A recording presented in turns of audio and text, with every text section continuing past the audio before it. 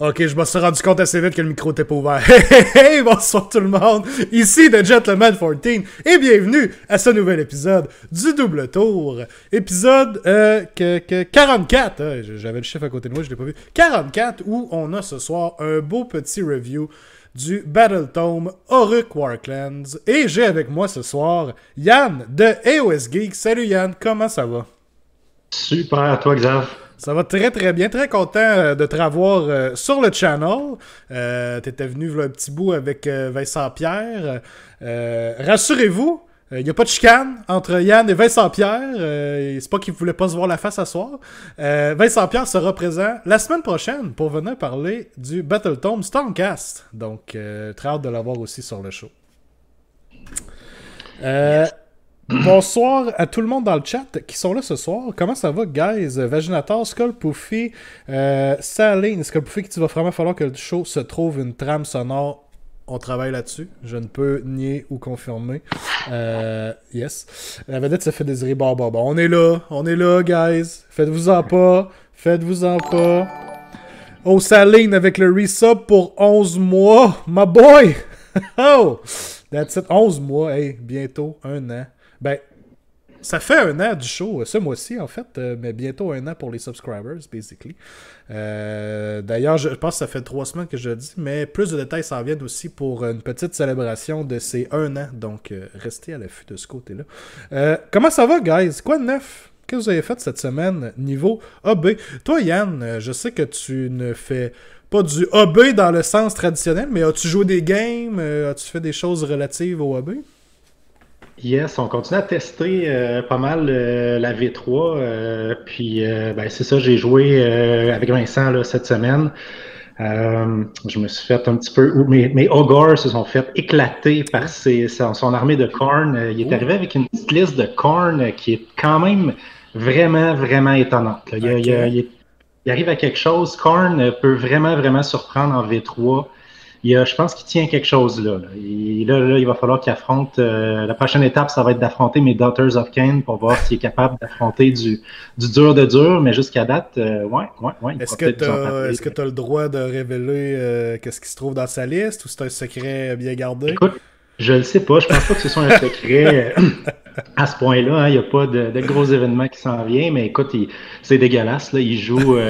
Il joue un prince démon pour couper la charge de moitié à 18 pouces. Il joue Be'lakor pour castrer ta meilleure pièce pendant 1 ou 2 rounds. Puis il joue... bon, j'ai un blanc, là, c'est con, là, mais Scarbrand. Oui, okay. Qui multiplie, tu sais, qui fait des Mortal Wounds comme, je veux dire... comme il donne des bonbons à l'Halloween, là, c'est n'importe quoi. Là, fait que c'est une liste qui est quand même assez difficile à affronter, je te dirais. Là, parce que, étonnamment, il a trouvé le moyen de jouer Khorne Control. C'est comme s'il joue un deck bleu, pour reprendre l'analogie d'Alex là, avec les Magic, là, avec son coaching. C'est comme si Vincent il jouait un deck bleu avec Khorne. Il a vraiment trouvé quelque chose là. Puis la manière qu'il joue aussi, là, c'est assez... ben oui. Il arrive à quelque chose de bien. Ouais, puis tu sais, s'il y a bien une armée qu'on s'entendait pas qu'il soit bleu en contrôle, ça serait Khorne. Mais quand tu y penses, si tu essayes de le jouer agressif, Khorne, ils sont lents, ils sont pas tanky du tout. Ils frappent fort, mais pas tant que ça. Leurs bulles de buff sont pourries. Souvent, c'est du Holy Within 8. Fait que cette approche-là fonctionne pas. Fait qu'il a vraiment trouvé autre chose. Puis sérieusement, là, puis il y a un autre deux petits tricks dans la liste cachée que je dévoilerai pas, là, mais ça peut surprendre. OK. J'aurais dû avoir le meme de Frodon proche qui dit « Alright, keep your secrets », mais...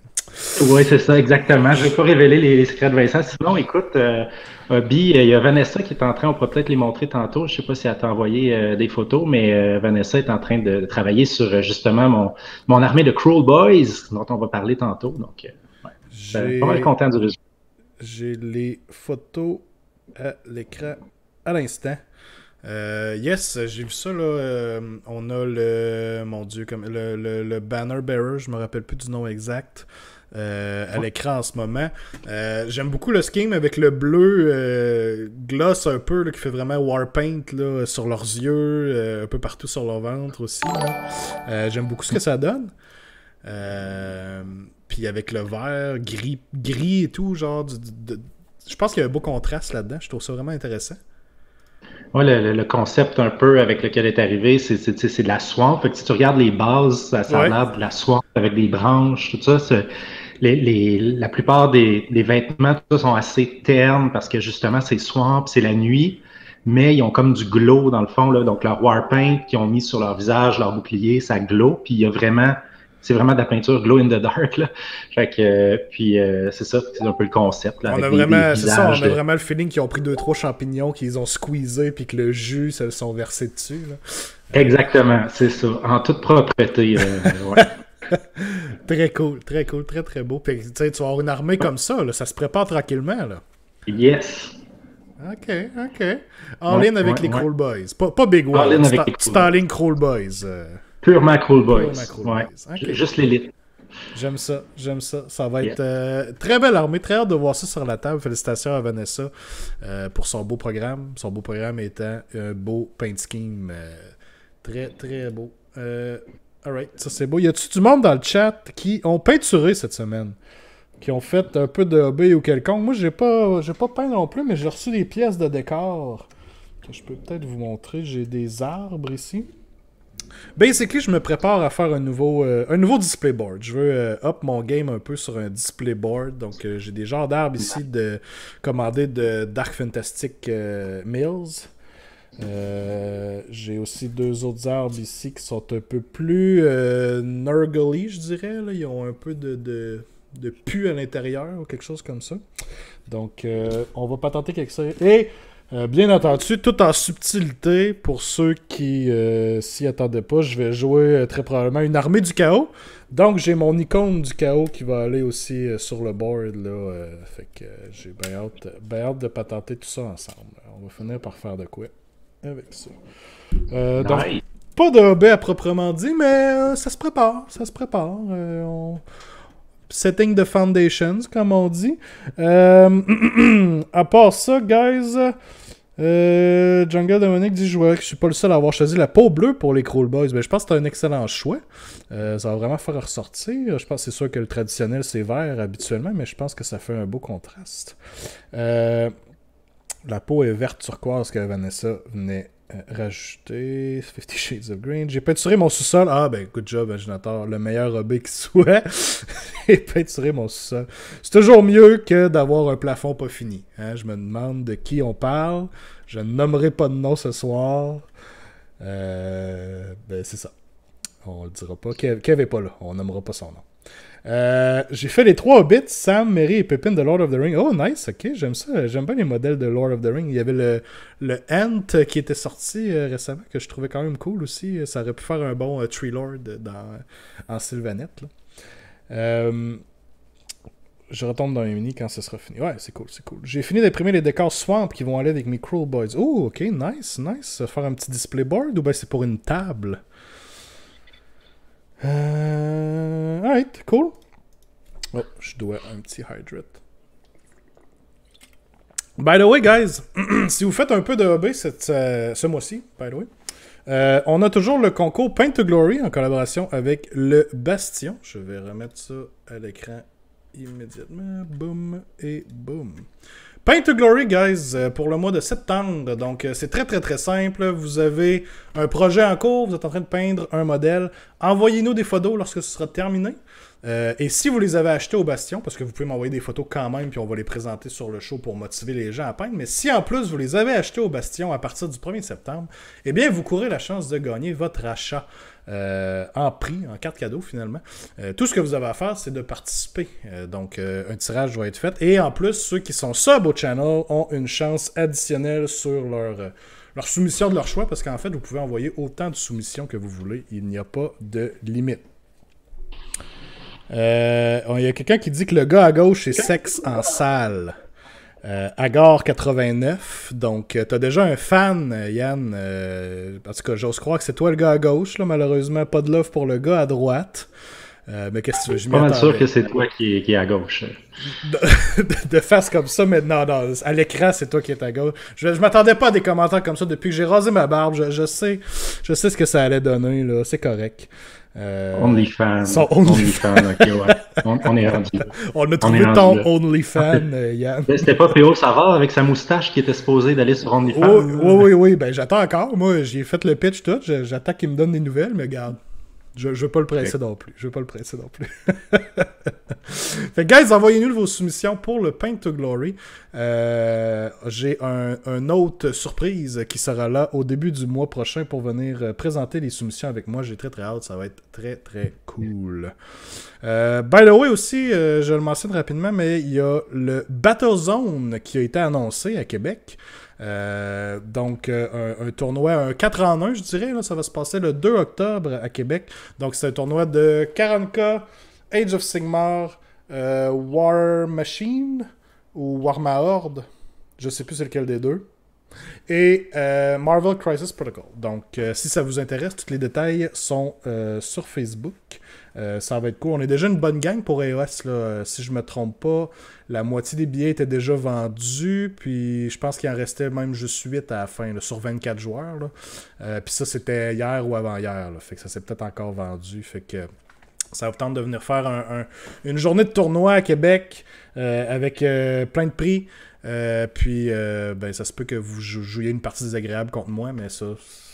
Qu'est-ce que tu veux, ça arrive, là. Inscrivez-vous en grand nombre. Je sais pas s'il y a des gars de Trois-Rivières ou de Sherbrooke qui descendent à ta connaissance, Yann.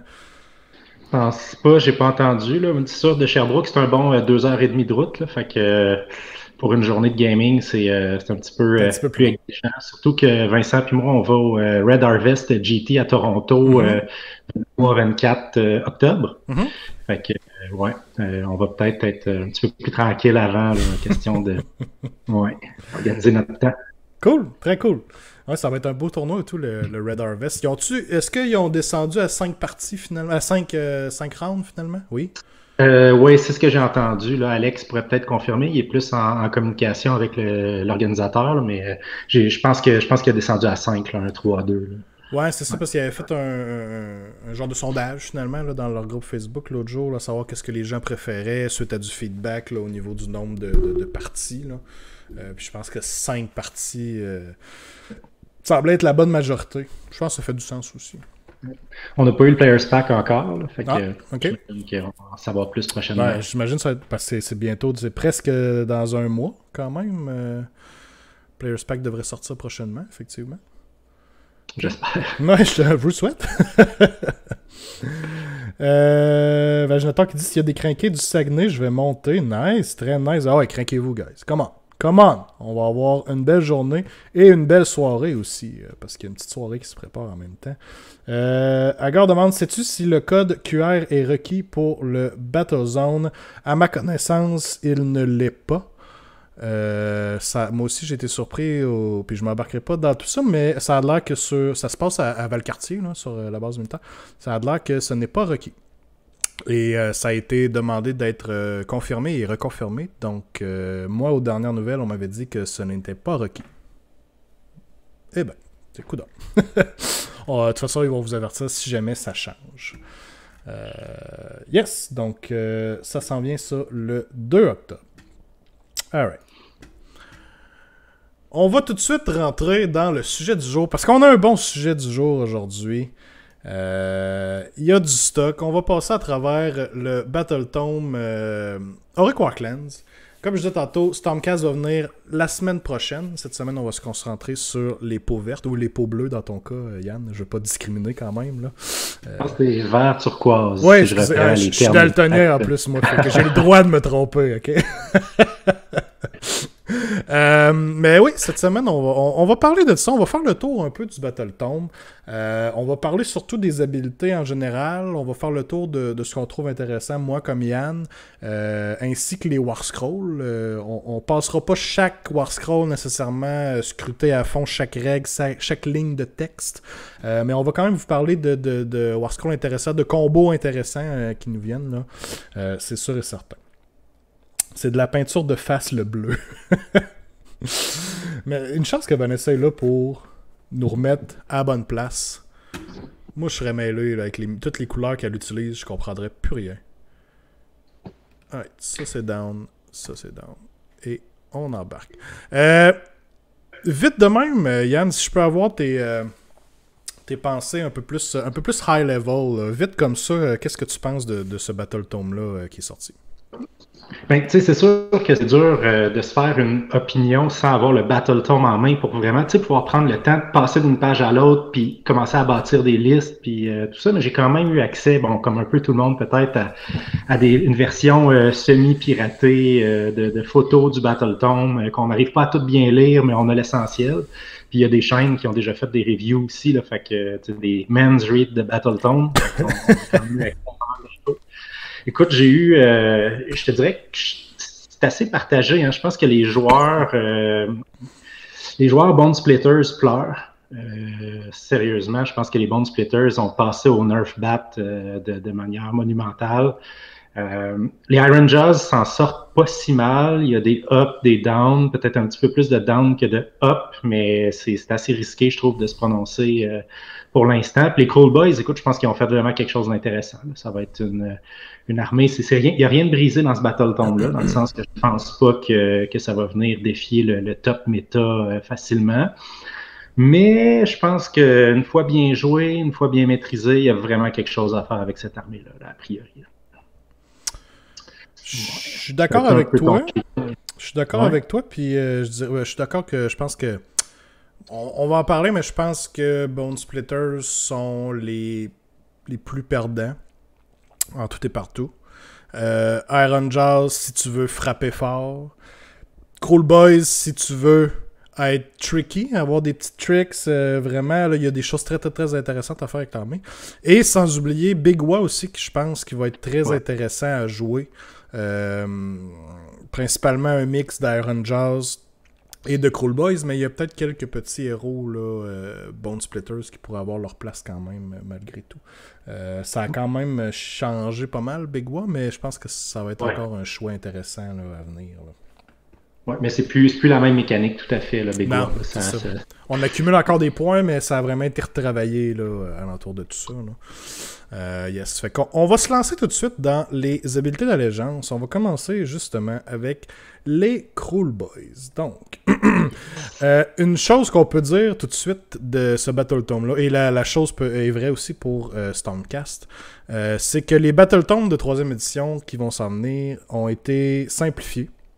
Ils sont vraiment allés couper des affaires. Ils sont allés couper dans le gras, je peux le dire comme ça. Là. Ils sont vraiment allés, surtout au niveau des sous-factions, ils sont allés enlever les artefacts, les command traits qui étaient obligatoires. Et aussi, tous les artefacts command traits, tout ça, n'ont plus de table à rouler un D6. Hein. Il y avait ça dans les autres livres. Vous pouvez... Personne roulait ça. Ils se sont rendus compte que personne roulait. Tout le monde choisissait. Fait qu'ils sont allés couper ça. Puis le problème aussi, ce que ça faisait, c'est que vu que c'était un système de D6, une table de D6, ben, ça prenait 6 artefacts, ça prenait 6 command traits. Hein, tout était à coup de 6. Puis souvent, sur les 6, il y en avait peut-être 2 qui étaient bons. Puis le reste, on les voyait même pas. C'est vraiment une belle tendance, ça, parce que c'est la même chose pour le Battletome Stormcast. C'est nos deux premiers vrais Battletome V3. Puis je trouve que c'est vraiment, vraiment bien comme direction qu'ils ont pris, là, qu'on puisse avoir quand même la latitude de choisir notre item, notre trait de commandement, malgré la sous-faction. Puis ça, c'est vraiment un beau add-on. Puis le fait de mettre moins d'artefacts, puis tout ça aussi, ça évite justement, comme tu disais, d'avoir 40 artefacts, mais qu'il y en ait 4 qui sont toujours les mêmes, 3 ou 4 joués. Puis t'en as 35, 36 qui sont juste de la merde, là. Fait que vraiment, simplification. Ouais, super bien fait. Super bien fait. Donc, Cruel Boys Battle Traits, en gros, on mentionne ici qu'on a nos 3 sous-factions, les Green and Blaze, les Big Hitters et les Skullbugs. On va revenir là-dessus un peu plus tard. Venom Encrusted Weapons, c'est une des premières règles qu'on avait vues des Cruel Boys qui avait été montrée par Warhammer Community. Donc, tous les unmodified hit roll d'une attaque par les Cruel Boys de 6, ça va causer un nombre de Mortal Wound égal au dommage du weapon. Et la séquence se termine. Donc, si le gros dommage du boss faisait 3, ben c'est 3 Mortal Wound que vous venez de faire. Et ça ne s'applique pas sur les montures, sauf spécifié autrement, parce qu'il y a effectivement des exceptions à travers le livre. C'est super. Très bonne habileté. N'importe quelle habileté qui peut faire des Mortal Wounds comme ça sur toute l'armée, excellent. Lire ici Illuminate Realm Lords. Donc, juste avoir ce petit bonus-là, c'est excellent. Ah oui, ça va augmenter. C'est ça qui va donner la létalité à cette armée-là, en fait. Parce qu'après ça, quand on regarde ces units, ils vont avoir besoin vraiment de cette létalité-là pour aller chercher. Tu sais, si tu compares, je veux pas devancer ton review du Battletome Stormcast, mais tu sais, ils ont distribué des -2, -3 de rend dans le Battletome Stormcast. Tu regardes tes Warclans, t'es comme, ouh, j'ai pas ce rend-là, moi. Pas si facilement. Une chance qu'on a accès à des blessures mortelles comme ça. Puis en plus, on va en reparler tantôt, mais il y a différentes manières d'aller les booster, là, ces blessures mortelles-là. Fait que c'est vraiment super. Là. Absolument. Fait que ça, en partant, très très bon. La WA des Cruel Boys, donc chacun des Warclans du tome ont leur propre WA. Ici, pour les Cruel Boys, je pense que c'est un des plus intéressants. D'après moi, c'est vraiment la meilleure WA du livre, honnêtement. Dans le fond, en gros, ce que vous allez pouvoir faire, c'est avoir 3 unités qui vont se battre un à la suite de l'autre, d'un coup. Donc, c'est une fois par game, vous allez activer votre WA avec le général, et là, le général plus 2 autres unités, Holy Within 18 général, qui ne se sont pas encore battus, vont pouvoir se battre immédiatement. Donc, ça peut être très, très, très fort.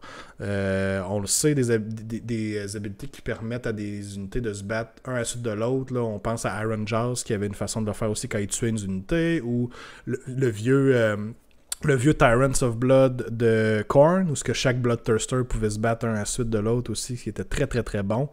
Ça peut faire très mal, particulièrement genre dans un double tour. Subir le double tour, puis tout d'un coup, tout le monde se bat d'un coup, ça va passer à travers de certaines armées assez facilement. Oui, utiliser au bon moment, là, ça peut être game. Là. Mm-hmm. Ouais. J'aime que ce soit des WA une fois par game, comme ça, tu sais. Ça va vraiment porter le joueur à choisir son moment. Puis ça va faire la différence entre les bons des excellents joueurs. Ils vont toujours savoir c'est quand qu'il fallait qu'ils l'utilisent. Ça coche.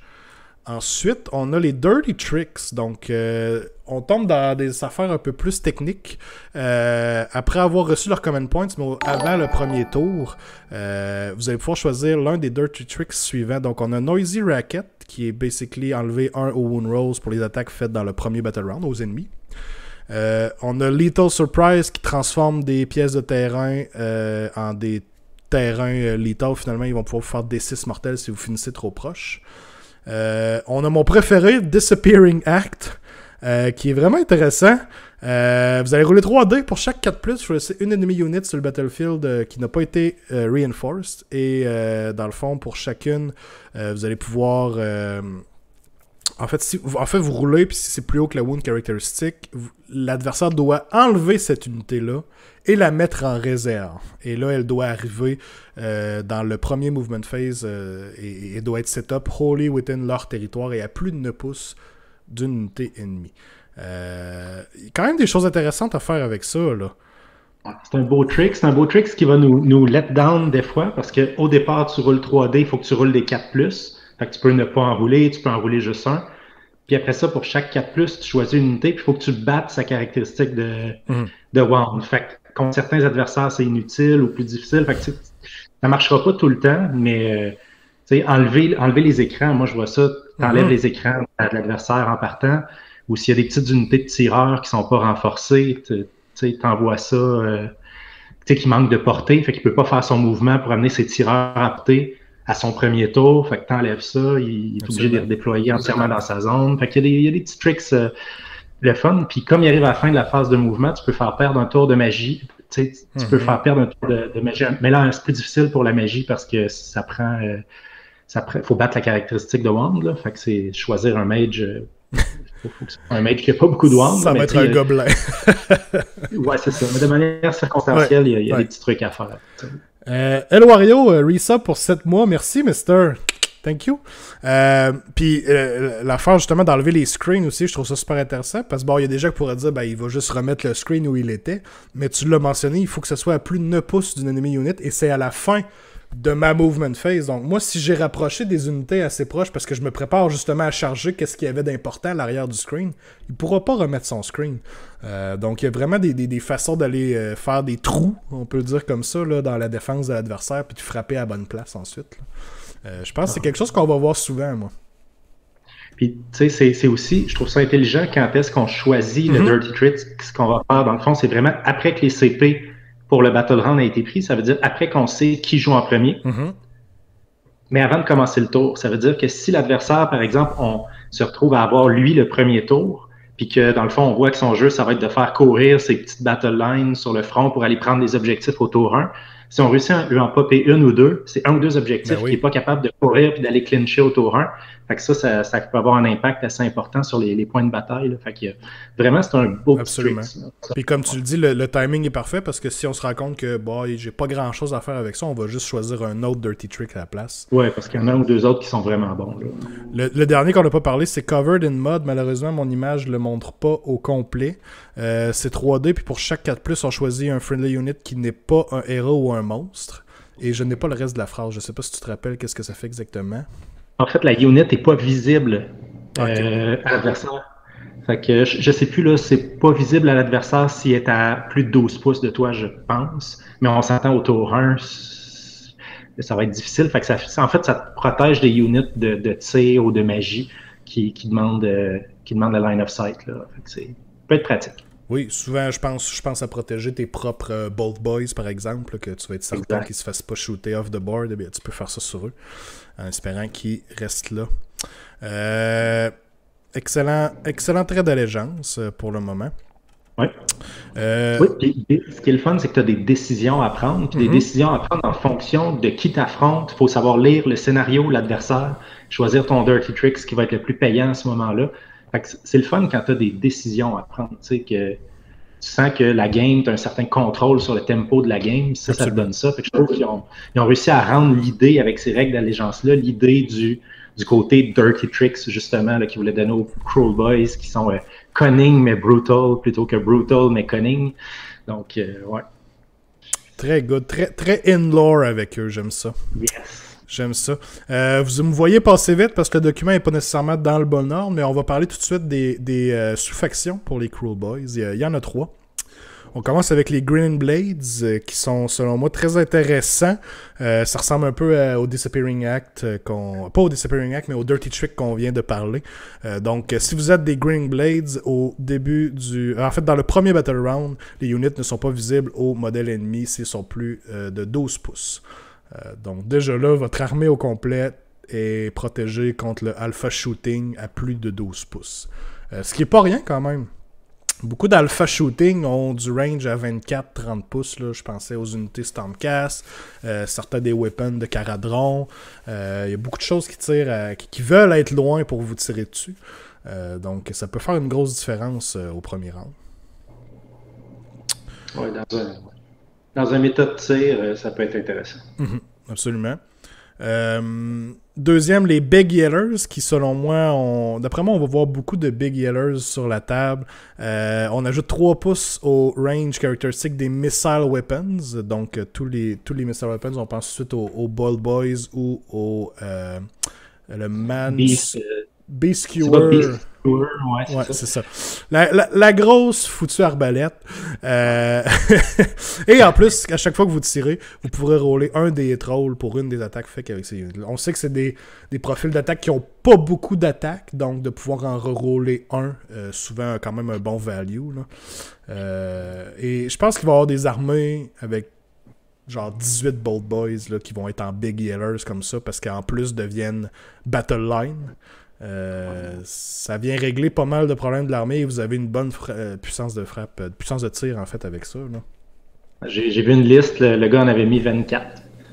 T'as 2 units de 9, fait que t'as tes 2 reinforced, tes 4 reinforced qui sont passés là, t'as 2 units de 3, t'avais je pense 1 ou 2 balistes, là, les Beast Skewers, puis t'avais 3 fois le chaman pour donner le poison sur 5+, fait que ça va faire mal. Ça va faire mal. C'est sûr que là, après ça, dès que tu te fais toucher au corps à corps, t'exploses. Je suis pas sûr que c'est viable comme liste parce que vraiment que l'autre est capable de tanker tes tirs au tour 1-2, après ça, t'es fini. Là.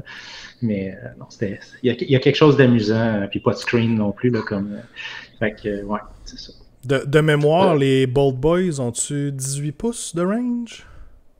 24. 24 Les pouces. deux, ouais, les Bold Boys et la baliste, là, les deux ils ont 24 pouces. Fait que le 3 pouces de plus, le 27 pouces, c'est essentiellement, tu vas tirer où tu veux sur la table à peu près au tour 1. Ce petit 3 pouces-là, surtout que dans les Battle Clans en V3, on part souvent à 22 pouces ou plus proche de l'adversaire. Fait que, 24 pouces, là, c'est facile pour l'autre de se déployer hors de ta portée si jamais tu te retrouves à être pris avec le tour 1. Mais le 3 pouces de plus, là tu es pas mal sûr de pouvoir le tirer, même s'il se cache en arrière. Là. Fait que, ouais. Vraiment. Donc, gros statement. Si vous voulez gagner le Mirror Match, vous prenez Grinning Blades et vous riez de votre adversaire avec ses 24 Bold Boys. Ah, je dis ça de même, OK? Vous allez peut-être plus perdre vos autres parties, mais au moins vous allez gagner celle-là en maudit, OK? Finalement, la Skullbugs, la dernière sous-faction, c'est dans le fond, ce que ça fait, c'est que on a quand il y a une unit qui est choisie pour se fighter à côté d'une Skullbugs unit, on ajoute 2 si en plus on en a 3 pouces. Vous allez pouvoir enlever un hit roll pour les attaques de la enemy unit. Je sais pas quoi penser de cette sous-faction-là, Yann. As-tu je la trouve bizarre. Ouais, dis-moi donc ça, parce que moi, mon fichier était flou. J'avais comme pas. Celle-là, je l'avais moins vue. Dans le fond, dès qu'une unité est en dedans de 3 pouces d'une unit Skullbugs, bon, ok. Skullbugs, on roule un dé et sur un 6+, on a -1 au hit roll pour la unit ennemie, mais si c'est un Skullbugs Monster, ça devient un 4+. C'est pas tant bon. C'est parce que le problème avec des habilités comme fiable. ça, c'est que c'est ça, il y a un 50% de chance sur tes monstres, parce que sur le reste, c'est une chance sur 6. Il y a 50% de chance que ça fasse rien, que ta sous-faction fasse absolument rien. Ouais, vraiment. Non, c'est sûr, les Cold Boys, on va le voir quand on va regarder War Scroll, sont fragiles. Là. Je veux dire, il n'y a pas de la grosse armure là-dessus, il n'y a pas de tankiness là-dessus, mais fait que le -1 to hit, c'est sûr, ça viendrait quand même protéger de manière quand même importante, mais le 6+, là, c'est un coup de luck. Le 4+, c'est un peu plus fiable, mais les monstres, on va le voir, les monstres Cool Boys sont plus des totems ou des utilities que des gros cogneurs. Fait que tu veux pas nécessairement qu'ils soient à 3 pouces, à 1 pouce de l'adversaire. Là. Je sais pas. Ça me semble être la moins bonne. Moi, j'hésiterais beaucoup plus entre les deux premières. Skullbugs, j'ai de la misère à passer à côté de ce que les deux autres nous donnent, malheureusement. Je remonte rapidement. On va continuer avec les Common Traits. Donc, il y en a 3 ici. Je vous les montre à l'écran. Est-ce qu'il y en a un qui ressort du lot pour toi, Yann? Écoute, les Common Traits, là, c'est comme un petit peu trop petit sur mon... Je vais te les lire rapidement. Slippery Scumbag, le général peut retreat and charge.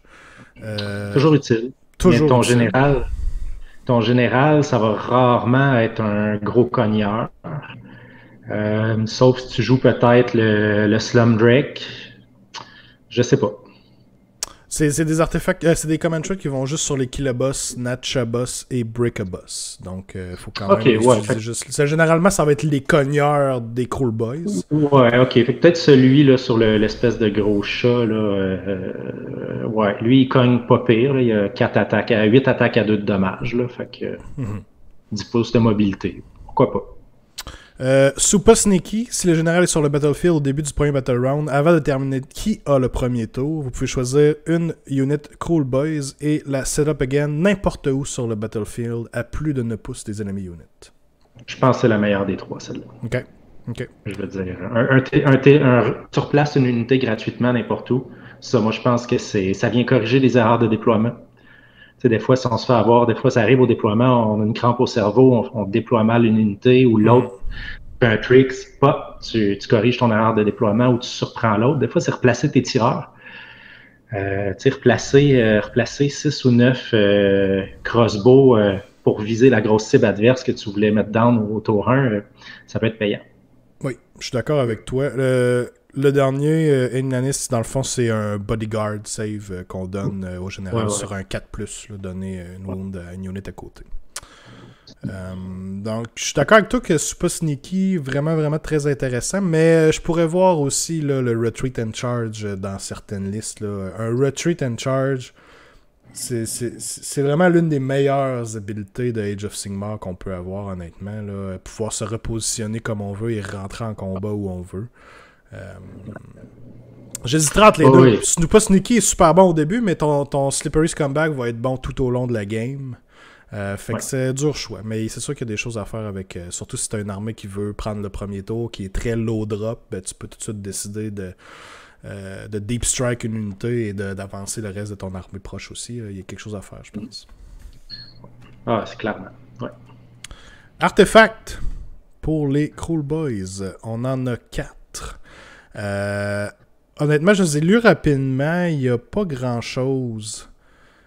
Les artefacts laissent à désirer. Je dirais que les common traits valent vraiment plus la peine que les artefacts Cruel Boys. Ouais, de mémoire, il n'y a rien à se rouler à terre là-dedans. Ouais. Games Workshop font encore malheureusement des artefacts où il y a des 33% de chances que ton artefact fasse absolument rien. Exact. Honnêtement, ça devrait même plus exister. Ça devrait être complètement autre chose. Faites-le moins fort. Tant qu'à mettre une chance qu'il fasse rien, faites-le juste moins fort un peu puis qu'il fasse tout le temps ce qu'il y a à faire. C'est pas mes brefs. Le 5+ Ward Bubble est pas mal. Ouais, je suis quand même d'accord avec toi.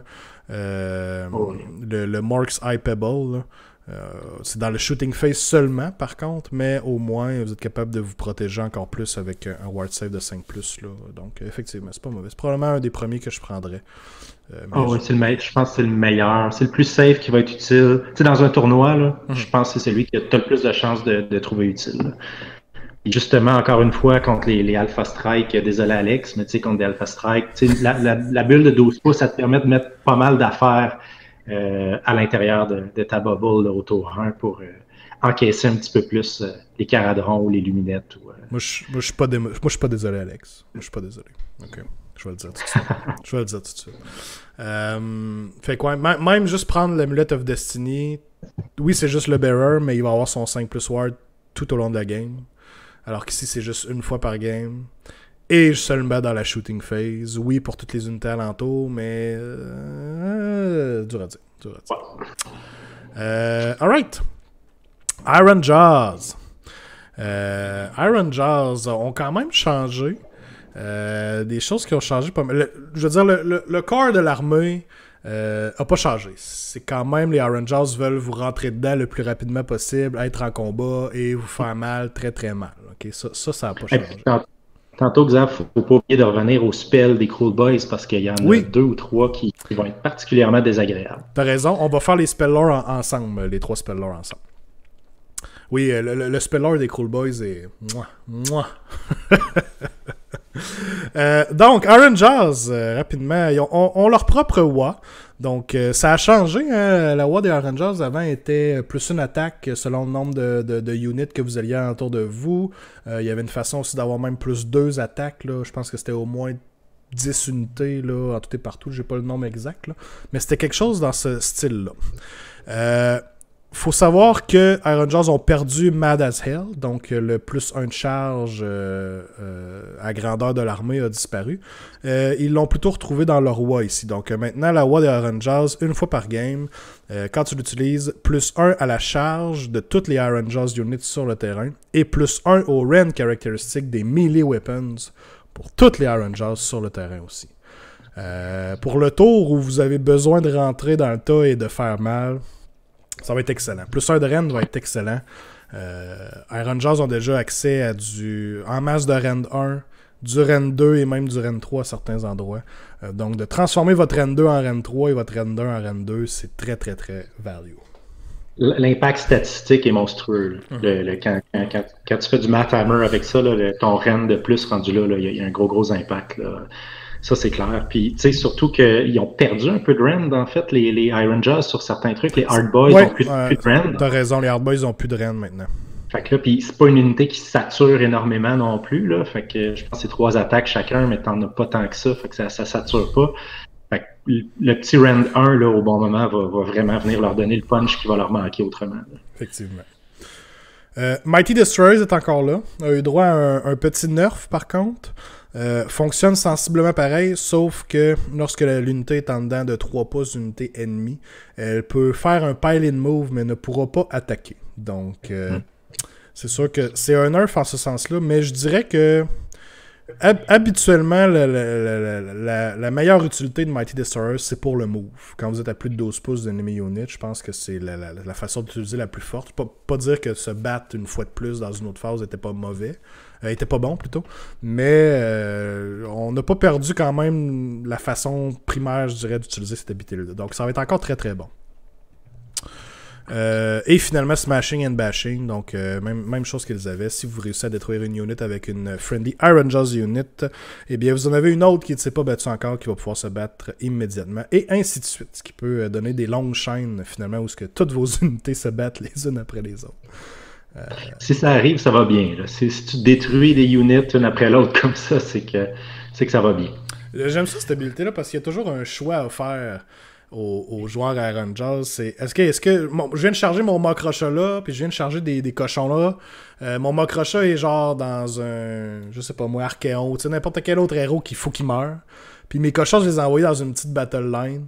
Est-ce que je prends la chance de faire attaquer mes cochons en premier, puis ils devraient statistiquement détruire la battle line, et après ça, mon Mokrocha va pouvoir attaquer tout de suite, mais ça nous est tous déjà arrivé de faire ce choix-là, et de rater lamentablement nos attaques, puis finalement, ben, notre Mokrocha se fait péter la gueule, alors qu'il aurait dû attaquer en premier.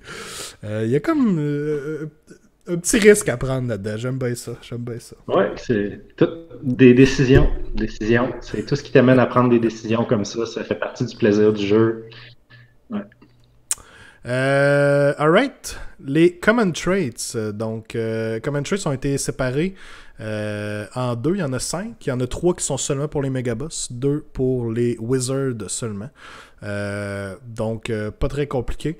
Vous en avez un qui fait que votre Megaboss a des mortels sur sa charge. Vous en avez un autre qui peut utiliser Mighty Destroyers une fois de plus. Et vous en avez un autre que quand il va caller pour la Wadley Iron Jaws, on va pouvoir aussi relancer ses charges pour les Iron Jaws Unit Holy Within 12. Reroll les charges plus un de charge, tu t'en vas pas mal où ce que tu veux là, habituellement. Là. Fait que quand même assez intéressant. Puis celui-là de Mighty Destroyers aussi, j'aime bien. Je sais pas à quel point ça va être toujours des Megaboss qui vont être générales, mais Megaboss en Mokrocha, je pense qu'on va le voir souvent. Probablement, oui. Oui. Fait que, puis relancer les charges, tout ce qui fiabilise, en fait, c'est toujours un bon choix. La charge que tu rates, il y a un moment donné dans la game où il faut que tu réussisses tes charges. Là. C'est là que tu le prends.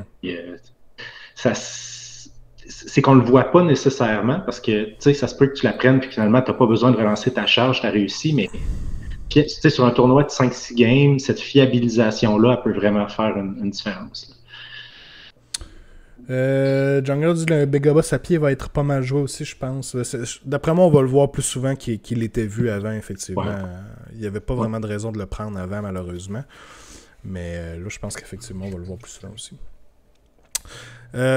Yes. Pour les Wizards, rien vraiment qui vaut la peine d'être parlé. Il y en a un qui vous laisse choisir un spell de plus. OK. Il n'y a rien de très intéressant. Au niveau des artefacts, on en a 3. Donc, vous pouvez avoir un ward de 6 et vous pouvez ajouter un au roll des attaques faites avec le bearer. Par contre, vous devez enlever 2 pouces à votre move caractéristique. Il y a plusieurs façons d'avoir des plus 1 to hit avec l'armée. Vous pouvez avoir une Amulet of Destiny sur un 5+, et ça vous enlèvera pas 2 à votre move. Donc, moyen. Destroyer, je pense que celui-là, on va le voir souvent. Vous choisissez un des melee weapons du bearer, et une fois par bataille, vous pouvez ajouter 3 au damage characteristic de ce weapon-là. Le Murder Cabbage s'en vient, guys. OK? Ouais, 3 de plus, là, c'est honnête. C'est rough, là. Oui, ça gratte ou ça pique, là. On voyait même des builds aussi avec un Megaboss sur Mokrocha qui prend le Arcane Tome. Ça se fait, c'est ça, c'est une fois par game, mais il y a une façon de faire le Arcane Tome, prendre Flaming Weapon, et ils ont bien faqué que Flaming Weapon peut se mettre sur les attaques d'une monture. Donc, vous pouvez rajouter 1 de dégâts à chaque tour pour votre monture. Ça peut être intéressant aussi. Mais ici, le Let's Go une fois par game. Ça, c'est le tour où vous avez activé votre WA, vous activez votre Destroyer. Tout fonctionne, puis toutes vos unités se battent une après les autres. Vous allez passer à travers une armée ennemie en 2 temps, 3 mouvements. Je suis pas sûr que 50 wounds de Pink Horror vont survivre à un Murder Cabbage qui leur rentre dedans maintenant. Je ne suis pas certain. Puis le dernier, c'est plus ça de bravoure. On n'en parle même pas. Plus ça de bravoure, ça vaut rien. Toujours Iron Jaws, là, c'est pour tuer des bonhommes. C'est pour couper des têtes, c'est pour casser des jambes. C'est pas pour avoir plus un de bravoure. C'est une armée honnête. C'est l'autre qui a besoin de jet de bravoure. Là, ouais, c'est ça. Tu sais dans quoi tu t'embarques, puis l'adversaire sait dans quoi il s'embarque aussi à se battre contre toi. Exactement. Il y a un accord des deux côtés que, OK, le Iron Jaws va rentrer dans l'autre et lui faire très mal, et l'autre va essayer de survivre à ça. C'est un accord non écrit, là, c'est fait comme ça. Puis encore, je trouve qu'ils ont réussi quand même à garder l'esprit Iron Jaw de...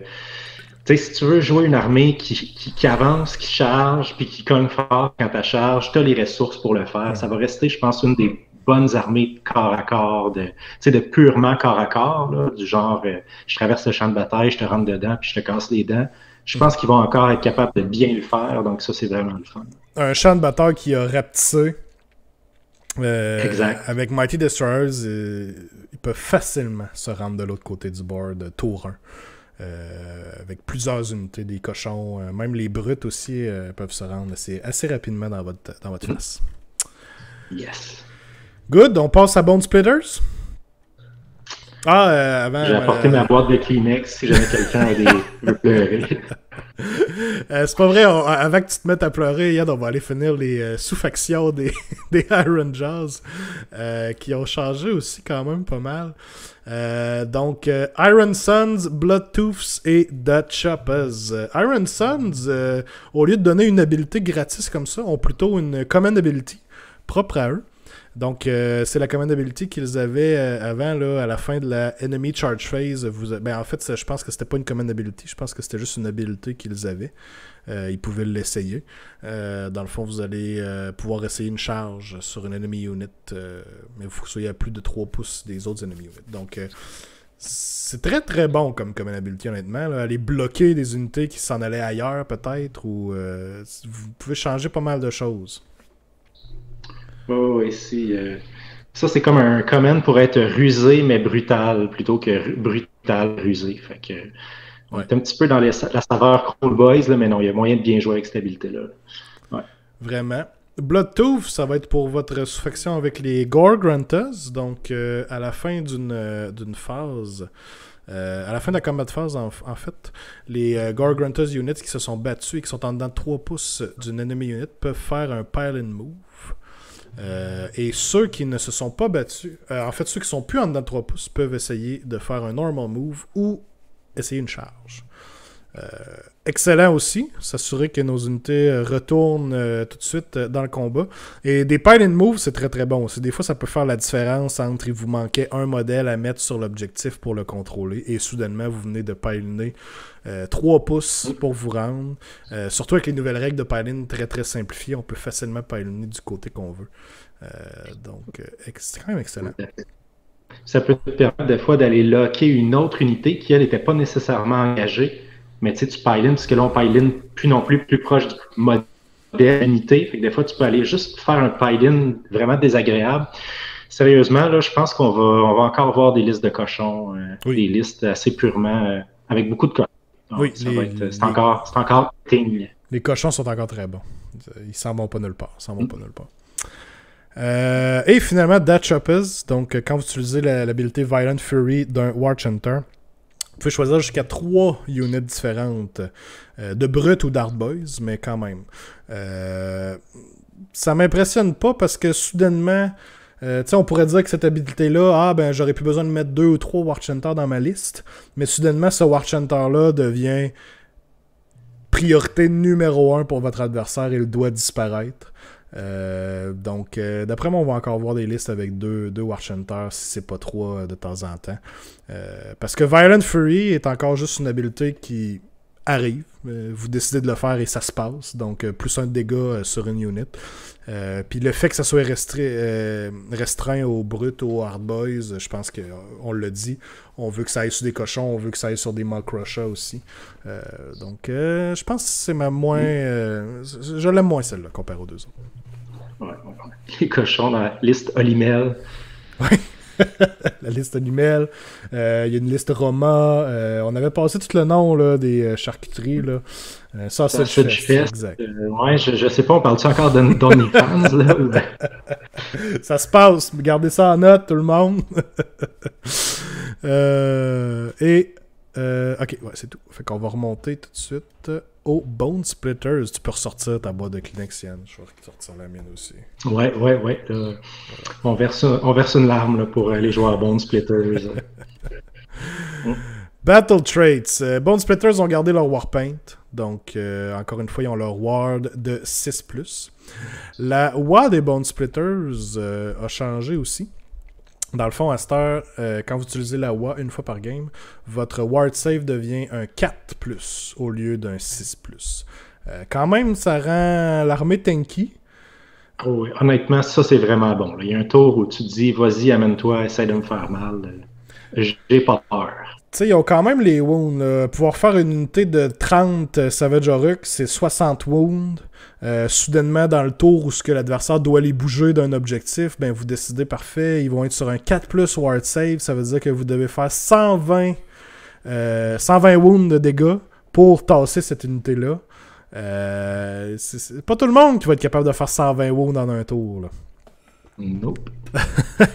Donc, pas mal moins axé sur le dégât que les deux autres. Mais je pense que c'est quand même intéressant, là, malgré tout. Et on a eu un petit bonus avec Spirit of Garka Morka aussi. C'est un Unmodified Hit Roll d'une attaque avec un melee weapon sauf que ce soit une Bone Splitters unit qui a au moins 5 modèles. Donc les héros peuvent pas le faire malheureusement. L'attaque devient 2 hits dans le fond, tout simplement. Ok. Cool. Correct. C'est correct. Tireless Trackers, on a encore gardé la règle que les Bone Splitters Unit vont pouvoir... En fait, la moitié de votre armée peut bouger de 5 pouces dans un pre-game move. Des pre-game moves, c'est toujours très bon. Ça, on n'a rien à redire là-dessus. C'est excellent, encore une fois. Ils ont perdu leur genre de table s'ils se battaient contre un monstre, là, il pouvait y avoir des effets additionnels qui se passaient. Puis il y en avait 3 différents. Là. Je pense qu'ils pouvaient faire des mortels ou augmenter leurs dégâts. Oui, ils ont perdu leur bonus contre presque tout leur bonus contre les monstres. Même, je pense, je me souviens bien, les Big Stabas aussi ont été nerfés. Fait que l'espèce de saveur chasseur de monstres est plus vraiment là. Puis je pense pas que le lore ait été ajusté en conséquence. C'est comme là, autant j'étais content du fit lore règle pour les deux autres. Là c'est un petit peu plate. Là. Puis surtout dans un méta, on est dans Gur. C'est le temps où il aurait pu briller. T'sais. Tout le monde dit des gros monstres. C'est ça que j'allais dire. On est dans Gur. C'était le temps là, d'avoir. Mais non, ça va peut être. Non. Quelle occasion ratée. Common Trait, est-ce qu'il y a quelque chose qui ressortait du lot pour toi si tu les avais vus rapidement?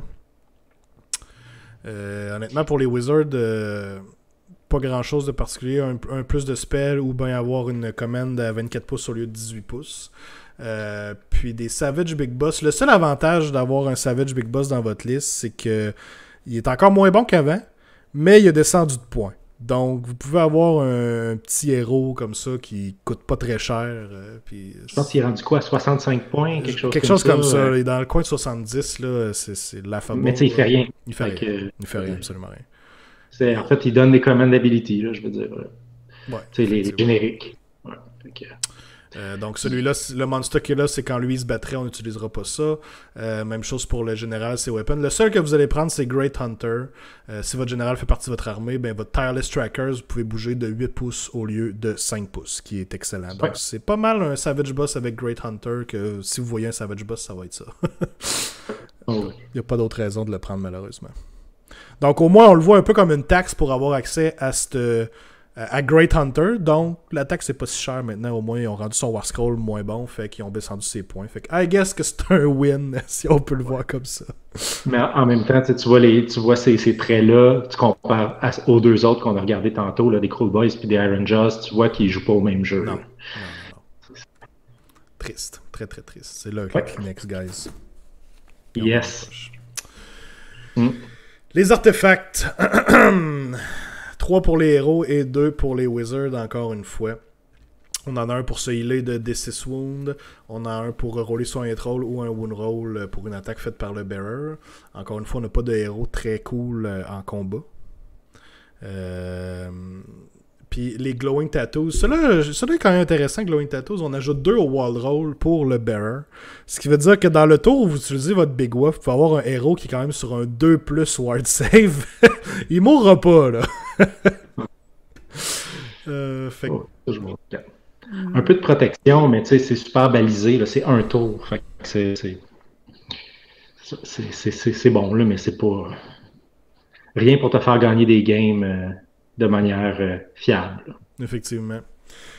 Puis pour les wizards, ben, le Mork's Money Bits, on ajoute 1 au casting, dispelling et unbinding roll pour chaque enemy monster en dedans de 24 pouces. C'est un peu situationnel. C'est bon, des plus to cast ou dispel unbinding, mais là, vous êtes obligé que l'ennemi ait un monstre assez proche. C'est un peu situationnel, mais bon, quand on regarde le reste, ça peut quand même avoir de l'allure. Surtout si vous ramassez contre un genre de... Vous ramassez contre 4 méga gargants de l'autre côté de la table. Soudainement, vous avez plus 4 to cast. Vos spells vont passer. Ouais, toutes les grosses listes en ce moment jouent au moins un monstre. Fait que, tu sais, les chances d'avoir accès à un +1 sont quand même assez bonnes. Les tables sont petites, 24 pouces, c'est pas un Holy Within. Pourquoi pas? Tu sais, je pense que ça peut faire la job. Le Beast Lord Glyph, par contre... Oh, excuse-moi Yann, vas-y. Je disais juste que les bonus to cast, c'est toujours bon. Là. Oui, effectivement. Le deuxième, Beast Lore Glyph, quand même intéressant, une fois par bataille au début de l'Hero Phase, vous pouvez choisir un spell du Lore of Savage Beast que vous ne connaissez pas et qu'il n'a pas essayé de caster, et là vous pouvez essayer de le caster une fois. Donc, une fois par bataille, caster un deuxième spell du Lore, ça peut être intéressant, dépendamment de ce que vous avez besoin. Yeah. Right! Avant d'embarquer dans les spells Lore, on a les sous-factions. Bone Grins, Icebone et Dragfoot. Pour Bone Grins, on a plus une attaque aux Missile Weapons des Savage Orc Arrow Boys. Sauf que la passe, ça a l'air bon, mais les Arrow Boys ont été nerfés, ils ont perdu une attaque de tir. Quand on va regarder le War Scroll tantôt, là, il y avait 3 tirs avant, ils ont 2 tirs. Fait que tu fais juste récupérer le nerf que tu as subi. OK. Puis tu touches toujours sur du 5. Là. 5, du 4, pas de rend. Dans une méta où il y a le save stacking, t'as beau essayer de vouloir y aller en quantité, mais un Archéon sur un 2+, reroll les 1, tu y feras pas grand chose malgré tout ton volume de 4. Là. Fait que. Je passe. Ça fera pas la job. Icebone, si le Unmodified Wound Roll d'une attaque faite avec un melee weapon dans Icebone modèle est 6, ça cause un nombre de Mortal Wound égal au damage characteristic du weapon. Donc un peu fait penser au Venom Encrusted Weapon des Cruel Boys, mais cette fois-ci sur les Wound Rolls. C'est pas mauvais, c'est des sources de Mortal Wound. Ben, en fait, c'est probablement ce qu'il y a de mieux dans les... Sauf que c'est comme... faut que tu prennes une sous-faction pour aller chercher une version moins bonne du bonus que les Cruel Boys ont rendu là. Tu sais, joue Cruel Boys, là. Ouais, effectivement, ça va être tough. Moi, ma préférée, personnellement, c'est Dragfoot, qui annule complètement les Wall Rolls pour les Wounds, les Mortal Wounds. Donc, je trouve ça super intéressant. On peut aller péter un Gotrek en 2 temps 3 mouvements. Merci, bonsoir. Mm-hmm. Je pense qu'on va voir beaucoup de Dragfoot sur la table. Ah ouais, t'as raison. Ouais, c'est clairement, oui. Avec l'Amulet of Destiny en plus, qui est dans la plupart des listes. Ben oui. Ça va vraiment valoir la peine. Clairement, on est d'accord. Et les spell lore. Les autres lore doivent être plus bas. La Bégua. J'ai-tu oublié quelque chose de la Bégua? On a-tu parlé d'Abegua? Je sais plus. Oui, le Big Wa des Bone Splitters, c'est une fois par game, ton Ward, ton Warpaint devient sur du 4+. Ah, mais la nouvelle mécanique là, avec les points, qu'est-ce qu'on peut faire avec les points de Ah oui, l'Abegua? le Big Wa, pardon, oui, effectivement. Ben, on va finir les spell lore pour les trois sous-factions. Je dirais même. Les 3 War Clans. Ouais, la vraie Big Wa. Merci, Saline. Puis on va aller passer Big Wa, la faction en tant que telle. Donc, Spell Lore, Lore of the Swamp pour les Cruel Boys. Ben, je te laisse nous parler des spells, Yann. Des spells assez intéressants de leur côté. Ben, écoute, c'est sûr que celui qui a retenu un petit peu plus l'attention de tout le monde, c'est le X, là. Oui, Tu sais, STX. je veux dire, t'enlèves, on t'en parlait tantôt tu viens juste d'en parler, là, t'enlèves le ward save à la cible. Fait que ça, c'est super bon, là, tu sais, c'est comme, salut Nagash, tu sais, c'est vraiment superbe. Nagash, Archeon, tu sais, ou l'Amulet of Destiny, ben ton Amulet of Destiny, que tu as été chercher un bataillon pour être capable d'aller chercher le deuxième artefact, ben moi je m'en moque. Surtout que les Cruel Boys font des mortels, fait que ça synergise bien, tu sais, la source de protection contre notre damage output vient de partir. Fait que ça, je pense qu'on va le voir beaucoup, beaucoup, beaucoup. Là, moi, c'est écrit un peu petit. Rappelle-moi les noms des spells, ça va me rappeler ce qu'ils font. Il y en a un qui avait été prévu sur Warhammer Community de Black Pit, donc celui qui fait des Mortal Wounds sur des 6 et selon le save characteristic de la unit. Donc meilleur ton save et plus de Mortal Wounds sur soi. Qui va être très intéressant sur des Annihilator ou des Vindictors. Pardon, Vindictor à 3+ de save, ça commence à faire pas mal de mortels. Yeah. Pardon. On a aussi le Choking Mist qui est intéressant. Donc, un point à 24 pouces et les ennemis units qui sont affectés en dedans de 6 pouces vont avoir moins 1 à leur attaque caractéristique des melee weapons. Donc, et en plus, ils peuvent pas runner. Donc, c'est vraiment, vraiment, vraiment très bon. C'est un point, toutes les units à 6. Fait que si t'es en combat, tu mets ça dans le tas, puis moins une attaque contre la. C'est vraiment, vraiment bon. Il y a beaucoup de. Puis c'est moins une attaque par ligne. Fait que les monstres là, qui ont 3-4 lignes d'attaque, tu leur enlèves une ligne d'attaque. Ouais. Les units, il y a beaucoup de units qui ont 2-3 attaques par modèle. Là, tu viens de couper de 50% leur efficacité. Là. C'est vraiment. C'est du castrage en règle. Là. Oh oui. J'adore ce spell-là. Excellent. Oh, j'adore. Oh, oui. Et finalement, Sneaky Miasma, qui est un spell casting value de 6, range de 18 pouces. On choisit un monstre, Cruel Boys. Le monstre peut faire un normal move. Donc, n'importe quelle habilité qui vous donne du move de plus, surtout dans une autre phase. Et c'est très très bon, on aime ça, on en veut. C'est bon parce qu'en plus, on sait qu'on a besoin de nos monstres pour certains Battle Tactics ou pour aller chercher des bonus. Tu sais, si tu fais ton Battle Tactique avec un monstre, fait que d'aller chercher cette mobilité sur un monstre, c'est sûr que ça peut vraiment faciliter des moves des fois. Aux monstres, on a plusieurs monstres en fait qui sont des buffers. Notamment le Slumdrake là, avec le boost qu'il donne au Poison ça permet de le déplacer plus rapidement là où on en a besoin pour amener l'unité que tu as besoin qu'elle soit buffée. Fait que, non, ça c'est un beau petit spell. C'est pas le premier que je prendrais. Là. Je pense que moins une attaque puis le X qui enlève la ward save, c'est ça, c'est meilleur, mais bien honnête comme ça. Vraiment. Très beau lore pour les Cruel Boys. Oui, puis en plus, on a un chaman, le chaman sur l'espèce de gros oiseau, le gros vautour. Il connaît toutes les spells de la lore. Fait que c'est une lore toolbox. Puis on a accès à un mage qui les connaît tous. Donc, encore une fois, des belles options de jeu, des belles décisions à prendre. Ça va être vraiment le fun à jouer. Absolument.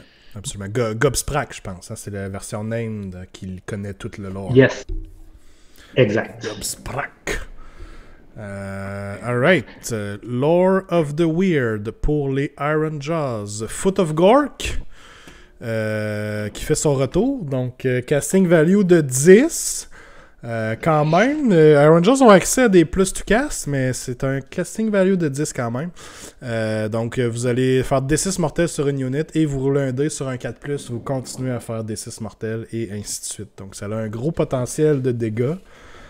Mais c'est pas un spell facile à caster, ça c'est sûr et certain. Non, Tu l'essayes, c'est drôle. Ouais. C'est un métier. Je suis pas sûr que tu vas vraiment choisir ça comme spell sur ton wizard parce que tu te dis, ouais, 10 plus, est-ce que je vais vraiment le caster? Mais tu sais, dans une game pour le fun, là, un petit peu YOLO, là, le jour où tu le passes, tu t'amuses. Ben, c'est pas compliqué. Le premier spell que vous allez prendre avec un wizard de Iron Jaws, ça va être The Great Big Green Hand of Gork. Hand of Gork, finalement, le téléporte. C'est le spell le plus utile de toute la gang. Fait. Généralement, si vous avez à choisir un spell, ça va être celui-là. Donc ça n'a pas changé. C'était présent dans le dernier Battle Tome. On a eu Mighty Headbutt aussi. Casting de 5, range de 16. On choisit un ennemi hero. Il souffre une Mortal Wound. Et si c'est un wizard, il souffre des 3 mortels. Ok, petit Mortal Wound. Et finalement, Bashem Lads, casting de 8. Si vous réussissez, vous allez jeter 1 au Wound Roll des attaques faites par des Friendly Iron Jaws units qui sont wholly within size du caster. Ça aussi, c'est bon quand même. Plus 1 to Wound, excellent buff. Oui, vraiment. Puis c'est très V3 comme spell, hein, parce qu'on peut se donner des plus 1 to, on peut se donner un plus 1 to 8 avec All Out Attack. On n'a pas de moyen de booster notre Wanding. Là, on peut. Donc, tu combines ça avec un All Out Attack, puis ça va cogner. 8 plus encore pour caster. Fait que là, ouais. Faut travailler pour. Ouais, tu sais, puis ça reste juste plus 1 to wound. Tu sais, si tu compares les Daughters of Cain, leur spell à 8 plus, c'est Mind Razor. On parle pas du même impact. Là, tu sais, c'est... Effectivement. Puis, on a quand même accès à des plus to cast aussi, Daughters of Cain, facilement. Donc, exact. Effectivement, c'est pas la même chose. Mais bon. Nope. Lore of the Savage Beast pour les Bone Splitters. On avait vu Power of the Werebar en preview de Warhammer Community. Donc, choisir une Bone Splitters unit qui était visible au caster. On a ajouté 1 au run et charge rolls pour la unit et 1 au hit roll pour les attaques. Mais elle ne peut pas shoot. C'est pas mauvais. Malheureusement, Bone Splitters ont perdu leur meilleur spell, qui le nom m'échappe, mais c'était donner fly à une unit. Ouais. Et est-ce que ça doublait le move? C'était tout ça? Double move plus fly. En tout cas, ça rajoutait du move, il me semble, puis ça donnait fly. Oui, c'était en fait ça puis d'autres petits trucs. Les Bone Splitters ont perdu de la mobilité. C'était une armée qui était hyper rapide. Puis là, ben, ils ont perdu pas mal. C'est rendu une armée lente, fragile, peu létale. Ouais, non, vraiment, la perte de ce spell-là leur fait mal. Là. C'était un de leurs bons tricks. Effectivement. Ouais. Glory Green Tusks, un casting de 5, range de 18. On choisit un Friendly Bone Splitters unit. On choisit une des attaques de la monture et on augmente le rend de 2. Vite de même, wow! Plus 2 de rend, excellent, mais des montures de héros Bone Splitters, c'est quoi? C'est un cochon, genre? C'est le Weird Knob Maniac? Y a-tu d'autres choses qui est sur une monture? Ce serait bon. Ouais. Ça aurait été bon pour les Iron Jaws ou pour les Crow Boys. Parce qu'eux, ils ont des monstres qui cognent un peu quand même. Mais je veux dire, ça sur le Cabbage, là, sur le Makrusha, ça aurait été violent. Mais là, ici, je vois pas l'intérêt de prendre ce spell-là. On n'a pas de monture. À moins qu'il y ait une idée qui m'échappe, guys, dans le chat, si vous avez une idée, quoi que ce soit, mais je vois pas une monture Bone Splitters qui pourrait bénéficier de ça puis que ça vaille vraiment la peine. Donc, sad face ici. Malheureusement. À part ça, honnêtement, il n'y a pas grand-chose pour les spells Bone Splitters. Ils ont perdu leur meilleur spell. Puis le reste vaut vraiment pas la peine, malheureusement. C'est une armée qui était supposée être l'armée un peu plus... ben là, il y a les Cruel Boys, mais ça a toujours été une armée plus magie, Bone Splitters. Et ils sont plus bons dans la magie et ils n'ont pas de spell decent non plus. Donc, triste. Très, très triste pour eux. Oh, oui, pour vrai, je pense honnêtement que les Bone Splitters viennent de descendre dans le méta. Ils n'étaient pas super hauts dans le méta, on s'entend, là. Mais tu sais, on voyait des joueurs, des fois, je pense qu'au Clash, Benoît avait fait quand même un assez bon résultat avec ses Bone Splitters. Là, je pense que ça va être pas mal plus difficile. Là. Effectivement, je suis d'accord avec toi. Je l'ai pas ici. Je pense que j'ai pas les règles de la Big Wa, malheureusement. Je les ai pas. Là, je tombe sur les Mount Traits. Je vais revérifier pour être sorti le document après. On va faire les mount traits en attendant. Ouais. Mount traits, ce qui est intéressant, c'est que ça s'applique à n'importe quel héros de Auric Warclans qui a une monture. Donc, vous pouvez mettre ça sur n'importe quel héros. Peu importe si c'est un Iron Jaws, un Cruel Boys ou un Bone Splitters. Donc, il y en a des bons quand même. Il y en a des vraiment, vraiment intéressants ici. Tough One, Monster Only. Si le nombre de wounds allocated, dans le fond, ce que ça fait, c'est que il braquette seulement lorsqu'il a la moitié de ses wounds de subi. Donc, ça peut être très, très, très intéressant. Gardez votre modèle capable de se battre à son top profil. Fast One, une fois par bataille, peut faire un normal move. OK. Mean One, vous pouvez faire le Stomp du Monstrous Rampage et c'est un D6 mortel au lieu d'un D3 mortel. OK. C'est pas mauvais. Pas mauvais. Ça, le move d'avant, tu y penses, là, augmenter un petit peu du mouvement, c'est toujours bon. Ouais. C'est toujours bon du mouvement. Là, les D6 mortels, ça revient un petit peu comme joueur Beastclaw Raiders, le Metal Cruncher, c'est un auto-include. Fait que là, c'est un peu un équivalent de Metal Cruncher. Quand tu roules un 5 ou un 6, là, ton adversaire, il le sent passer. Là. Fait que c'est un bon trait de monture. Loud One, donc quand vous faites le Roar, Monstrous Rampage, vous pouvez choisir jusqu'à toutes les unités en dedans de 3 pouces du modèle au lieu de juste une. Donc ça peut être très très bon ça aussi. Là, si vous placez correctement, vous avez plusieurs unités que vous avez chargées qui sont en dedans de 3 pouces. Soudainement, vous empêchez à tout le monde d'utiliser des command ability. Je l'aime beaucoup celle-là. Je trouve ça intéressant. Word One, donc on a un 4+ Ward Save contre les Mortal Wounds qui sont causés par des spells et les habilités de Endless Spell. Pas mauvais, pas mauvais. Et finalement, le Smelly One, on enlève un haut et roll des attaques faites par les melee weapons qui target ce modèle-là.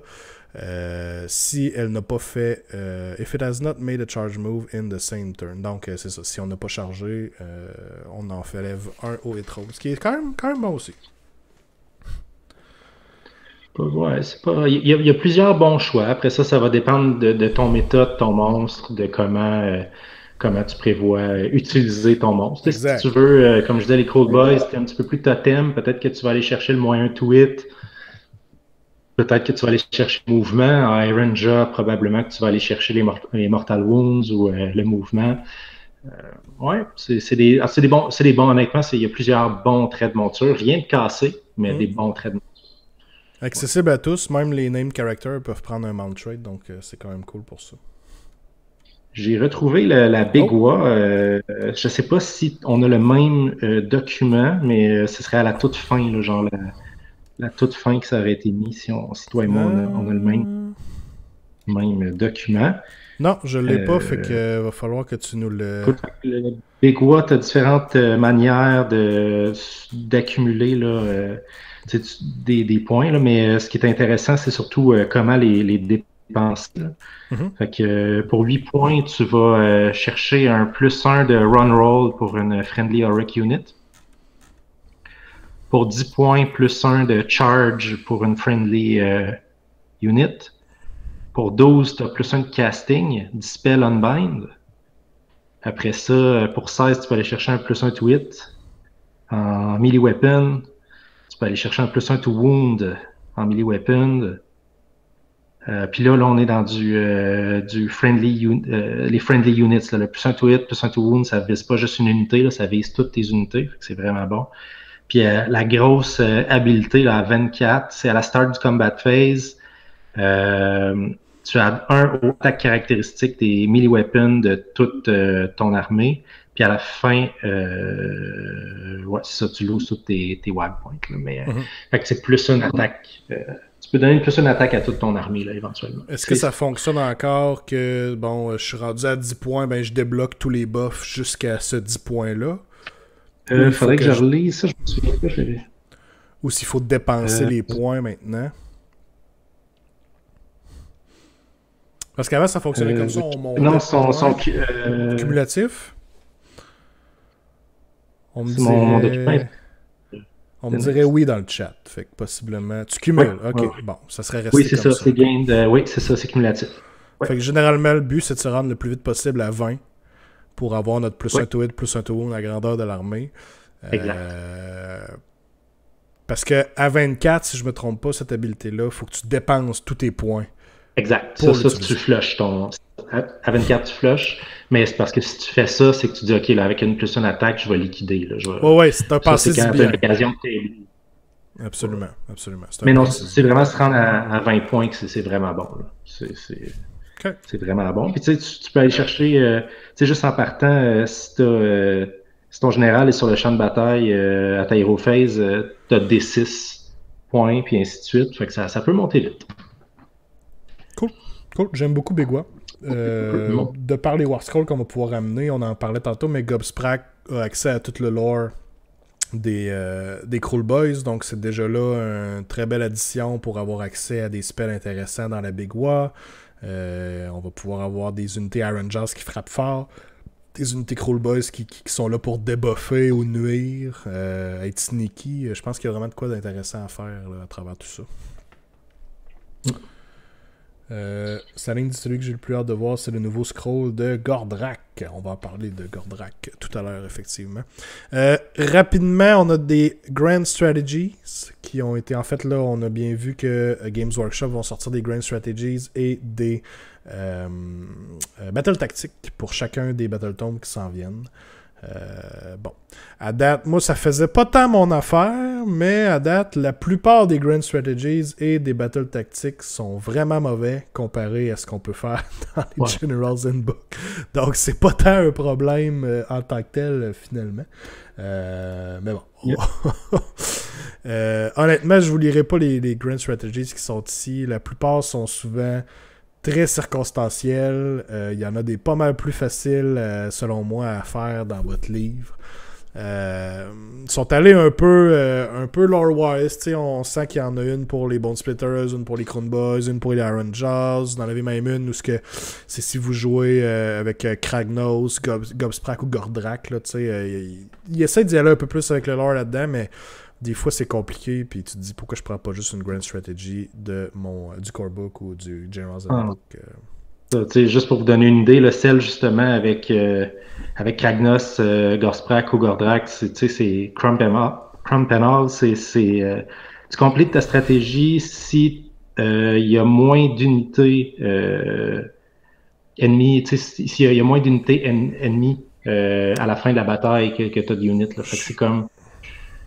Je pense que c'est moins de 3 unités ennemies. Là. Moi, l'image est coupée. C'est fewer than 3. C'est ça, exactement. Fait que, faut vraiment que tu aies tout détruit. Ça, c'est risqué. Là. Ça veut dire tu gagnes, tu as ta grand strategy, si tu as quasiment tablé l'autre. Si tu arrives contre des pink horreurs, tu dis ouais, ça me tentait peut-être pas finalement. Fait que généralement, ça va être très situationnel. C'est pas vraiment worth votre temps de regarder là-dedans. Honnêtement, Battle Tactics, c'est un peu la même chose. Il y en a peut-être qui vont être utiles à certains moments. Mais au moins, ça ouvre des options. Oui. T'en as juste 8 dans le Battletome, puis plus la partie avance, je trouve plus c'est difficile de faire des battles tactiques parce que il y en a que tu as déjà fait, puis il y en a finalement que tu pensais pouvoir faire, que la partie n'a pas nécessairement évolué comme tu pensais, ou ça t'amènerait à faire des mauvais choix. Tu sais, la fameuse tactique, mettons qu'il faut que tu aies 2 unités entièrement dans le territoire adverse. Ben, il y a des fois, tu n'as pas envie d'envoyer tes unités. Là.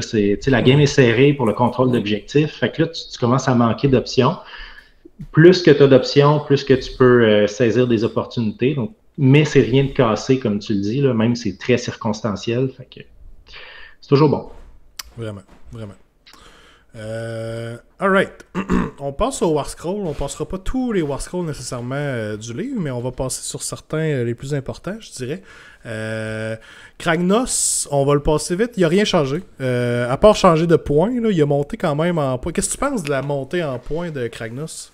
Moi, je comprends pas comment les designers de Games Workshop réfléchissent. Là, je veux dire, qu'est-ce qu'on avait vu qui nous permettait de penser que Kragnos à 695 points était trop fort? C'est drôle parce que je t'ai vu interagir avec Hewo sur Twitter par rapport à ça, justement. Ouais, exactement. J'étais quasiment juste bien enligné vers cette question-là. Ouais, c'est ça. Ben, avec Hewo, ce qu'on disait, c'est comme on essayait de trouver un peu comment les game designers réfléchissent. Là, en fait, ce qu'on pense, c'est qu'ils surestiment l'habilité maximale. Tu sais, je pense des fois, ils disent « Hey, il peut faire 36 Mortal Wounds sur la charge, c'est malade. » Oui, oui, mais ça va arriver. Ouais, c'est ça. Il peut, mais il faut que tu roules un double 6, champion. Là. Tu sais, ça n'arrivera pas. Là. Fait que, tu sais, c'est ça. Il trippe un. C'est comme les. Tu sais, je faisais un peu le parallèle avec les points d'Alariel. C'est 740 points pour Alariel. Je pense qu'il trippe sur le fait qu'elle peut healer 2d6. Là, mais, tu sais, 2d6, des fois, c'est 4. Là, hein. Fait que. C'est pas intuable parce qu'elle roule. Tu sais, fait que c'est ça. Je pense que des fois, il y a certaines habiletés qui se surévaluent un peu. Puis dans le cas de Kragnos, je pense qu'il est. Mais il est swingy, Kragnos. Ouais. Des fois, il touche quelque chose, il l'éclate, il explose, il reste plus rien, mais en même temps, 10 pouces, pas de vol. Ouais. On dirait qu'ils ont l'air de penser qu'il y a tous les keywords nécessaires et qui bénéficient de toutes les allégeances ability, alors que non, là, c'est tel que tel, c'est son War Scroll puis that's it.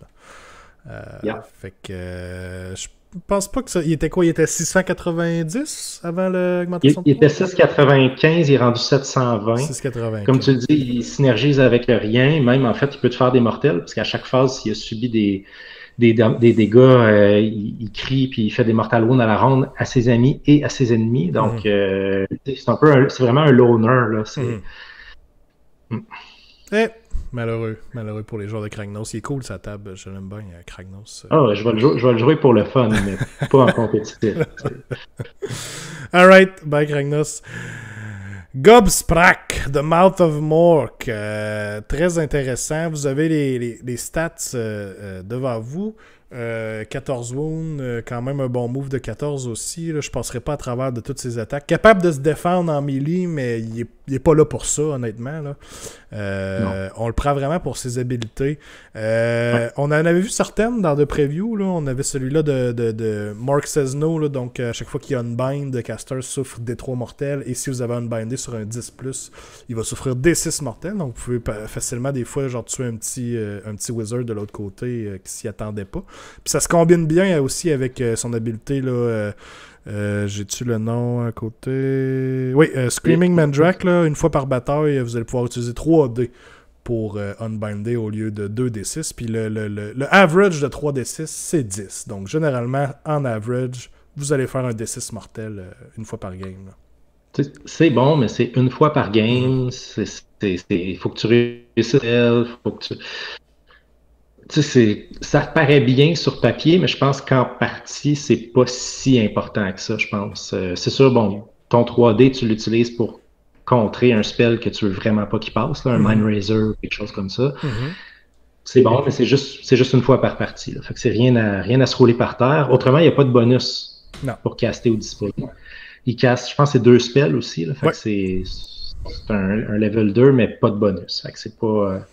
connaît tout le lore du Swamp, comme on mentionnait tantôt, bien entendu. Son propre spell, Summon Buggy Mist, donc un casting value de 7. Quand même un très bon spell, là. Plus 1 au Charge Rolls pour tous les Crawl Boys Oruk et moins 1 au Charge Rolls pour les autres unités sur le battlefield.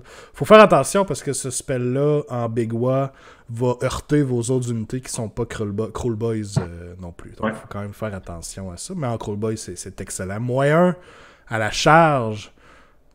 Pour l'ennemi, c'est gigantesque. Et se donner un plus 1 de charge aussi, c'est gigantesque. Donc, excellent spell, honnêtement. Absolument. Pas fiable parce qu'il n'y a pas de bonus, puis il y a beaucoup de bons dispels dans le jeu, mais c'est bon. Fragile aussi, en 5 plus de save, 14 wounds, mais 5 plus de save, pas de ward. Il y a une ward à 6, je pense. Fait que, un petit peu fragile. C'est le genre de justement, vous allez lui mettre un des mount traits défensifs, peut-être le moins 1 to hit, où vous allez peut-être avoir plus tendance à vouloir le jouer en Grinning Blades pour le protéger d'un alpha shooting. Il va falloir faire attention pour que Gobsprak reste en vie. Son habilité que je trouve peut-être la plus intéressante, c'est Mouth of Mork, donc... drôle d'interaction avec les command ability normales. Avec le redeploy, vous pouvez reroller le dé qui détermine la distance. Donc votre D6 de move, vous pouvez le reroller, ce qui est excellent. Ça nous est tous déjà arrivé de vouloir redeploy une unit pour bloquer une unité ennemie ou juste pour se pousser pour agrandir la charge et on roule le 1. On est comme, j'ai payé un CP pour ça. Fait que ça nous redonne une chance additionnelle. Et l'autre, pour le Unleash Hell, vous n'avez pas besoin d'enlever le moins 1 to hit de haut et roll, dans le fond, là, pour l'attaque faite. Donc, quand même intéressant aussi. Ouais, vraiment, là, sur ton pack de 9 arbalètes qui fait un Unleash Hell, ça se prend bien. Mhm. Non, puis encore là, ils ont vraiment réussi, je trouve, à rendre en règle leur concept fluff de tricks. Tu sais, on est vraiment dans un feeling de tricks, là, tu sais, justement, le redeploy, que tu le relances, fait Mhm. que tu réussis mieux tes redeploys. Fait que c'est vraiment une armée qui va être le fun à jouer parce que tu as accès à, tu vas pouvoir bien exploiter plein de petits trucs comme ça. Puis c'est le cumul de. Puis encore là, ça va vraiment récompenser le cumul de bonnes décisions au bon moment. Mais ça va être. C'est ça. Mais on va en avoir besoin parce qu'ils sont fragiles. Absolument. Le kill à boss sur Corpse Reaper Vulture, donc la version non-named, pas mal moins de règles. Dans le fond, une des règles intéressantes, c'est que s'il y a en fait une friendly unit crew boss qui fait un battle shock en dedans de 3 pouces, il y a seulement un modèle qui va s'enfuir. Ok, pas mauvais. Faut que ce soit en dedans de 3 pouces par contre. Faut vraiment être à côté. Puis tous les boss, en fait, Oruk, Cold Boys ont ça, là, celui à pied, celui sur l'espèce de chat ou de je sais pas trop, puis ils ont toute cette habileté-là. Ça va être pas pire sur des si tu joues des packs de Gut Rippers, mais Puis Commanding View, dans le fond, ce que ça fait, c'est que cette unité-là peut issue un command ability qui a déjà été issue ailleurs. Elle peut pas en faire deux, mais si vous avez déjà fait genre un all-out attack plus loin sur le battlefield, ben le killer boss va pouvoir lui aussi faire un all-out attack sur quelqu'un ou sur lui-même. Donc quand même une bonne ability aussi. Ça c'est super bon. Là. Avoir accès à 2 all-out defense dans la même phase, par exemple, c'est très très bon. Tu sais, ça arrive là, on est un petit peu OK sur lequel je joue mon all-out defense, tu sais, ainsi de suite. Là, tu peux l'utiliser 2 fois, puis encore une fois, vu qu'Alex était dans le chat, tu sais, le style Caradron où tu baites, tu sais, il tire une unit pour te faire penser que c'est celle-là qui veut coucher, tu claques ton CP pour alert defense, puis là, il fait haha, mes prochaines units tirent toutes dans l'autre, puis c'est elle que je voulais. Ben là, tu peux corriger l'erreur, puis aller. Fait que j'aime ça. Encore une fois, des tricks, des décisions, c'est génial. On a leurs points, je pense, plus loin aussi, vite comme ça, hein, à combien qui sont les deux. Parce qu'honnêtement, juste à partir de Warscroll comme ça, je pense que j'aime mieux Gobsprak. Je pense qu'il apporte plus d'utilité.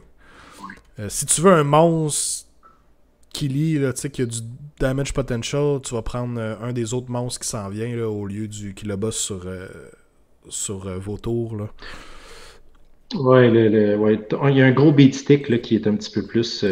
300 et 240. Donc 300 pour Gobsprak puis 240 pour le Killaboss. Donc j'ai l'impression que le Gobsprak est plus utile là, si on veut aller avec ce route-là. Là. Ouais. Mais à 240, c'est pas si pire. Pas si pire. Tu y penses. Le Killaboss sur Great Nashtooth, j'en parlerai pas. Honnêtement, c'est les mêmes Warscroll qui ont été dans la boîte Dominion. Donc, pas grand chose à dire de plus sur ces messieurs. Killaboss avec Stabgrot, le Burgnob avec la bannière. Pas bon. Il est pourri complètement. Moi, je vois le modèle, il est superbe. Puis en plus, Vanessa vient de le peindre aujourd'hui. Je pense qu'elle m'envoie une photo tantôt. Il est tellement beau, mais il est pas bon. Ok. Les gros méchants, les Sludge Raker Beast. On a le Snatcher Boss en Sludge Raker Beast. Et on a le Swamp Boss comme Drake. Vite comme ça, lequel des deux tu penses qui est plus value? Écoute, les deux ont leur utilité. Le Slum Drake, en fait, moi, les deux, en fait, si ma mémoire est bonne, les deux donnent le bonus au poison. Dans le fond, tu fais des poisons sur 5+. Pas 5+, mais tu donnes, en fait, à chaque fois que tu fais des dégâts poison, tu fais +1 damage. Oui. Fait que là, juste ça, là, c'est comme, je pense, sa meilleure habileté. Tes tireurs qui font 2 damage deviennent à 3 damage sur des 6, ça fait très très mal. Là. Fait que je pense que puis aussi les Gut Rippers peuvent saturer quand même pas si mal. Fait que non, tu peux commencer à rouler pas mal. Si tu roules pas mal de 6, là, ça finit par faire beaucoup de bobos. Très belle habileté. Mais là, je me souviens plus exactement des différences entre les deux. Je sais qu'il y en a un qui a un point de vie plus. Ouais, les deux ont le Venom, comme tu disais, effectivement. Ouais. Le Swamp Boss, une des différences aussi, c'est qu'il va pouvoir choisir un ennemi modèle avec un wound characteristic de 7 ou moins.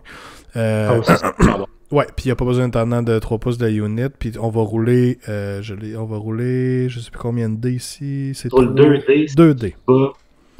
Si tu bats la wound caractéristique, tu slines le modèle, puis tu peux targeter jusqu'à du 7. Oui. C'est vraiment bon. Là. Puis là, briser la cohérence. Ça, c'est clair. Aller sniper le champion, la bannière, le musicien d'une unité qui en a besoin. Si tu snipes le champion d'une unité, il peut plus il peut plus se donner de command d'ability avec cette unité-là. Tu as fait des damages, il va falloir qu'il prenne un battle shock.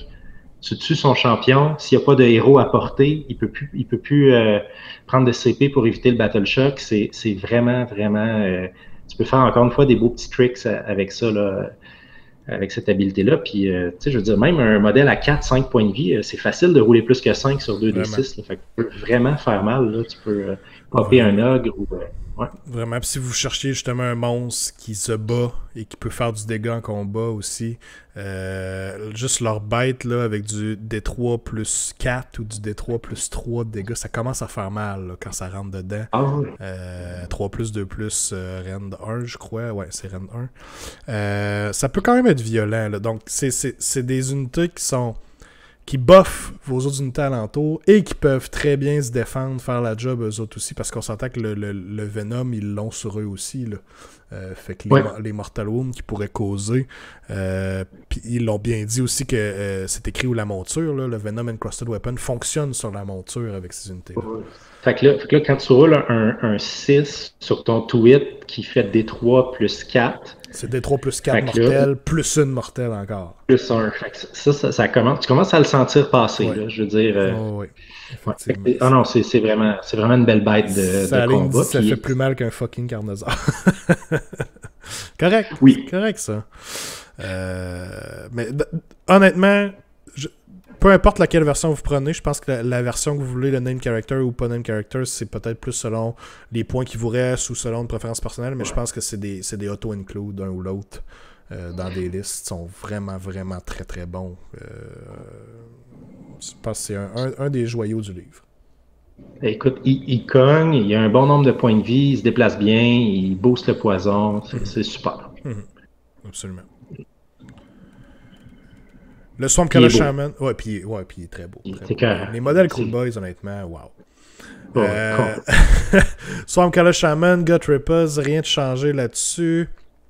Le Breakabus sur... oui, t'allais dire... Peut-être un petit mot rapide sur le Shaman. Oui. Il permet de donner... c'est automatique. Il target une de tes units, puis il lui donne les poisons sur 5+, au lieu de 6+. Juste ça, là, c'est vraiment très, très, très bon. Et ça fonctionne aussi sur le tir. Hein, donc, vraiment super bon. On voit le combo, là, une unité de 9 Bold Boys. Les trolls sur du 5 et du 6 font les mortels. Et en plus, ils ont plus 1 à cause du Venom du Sludge Raker Beast. Ça commence à s'accumuler. Le plus 1 au Venom, par exemple, il est vraiment clairement indiqué. Là, il y a un designer's note que c'est juste sur les 6. Fait que même si tu te donnes les mortels avec le chaman sur 5-6, t'as ton plus 1 juste sur le 6. Fait qu'ils ont mis comme une petite précaution ici là, pour pas que ce soit complètement abusif, malheureusement. Mais good on them. Alright, j'aime ça. Ouais, c'est correct. Puis, fait que Shaman, moi, je pense que ça va être 2 dans ma liste, là, de manière assez systématique. Ils sont très bons, les Shamans aussi. Il est juste 105 points en plus. Oui, très utile. Très, très, très utile, effectivement. Je pense que ça va être des auto-includes aussi. Malheureusement, Breakabus sur Mirebrood Throgot, très meh. Vaut pas vraiment la peine. Il n'y a rien de spécial. Il n'y a rien de spécial sur le War Scroll qui vous dit...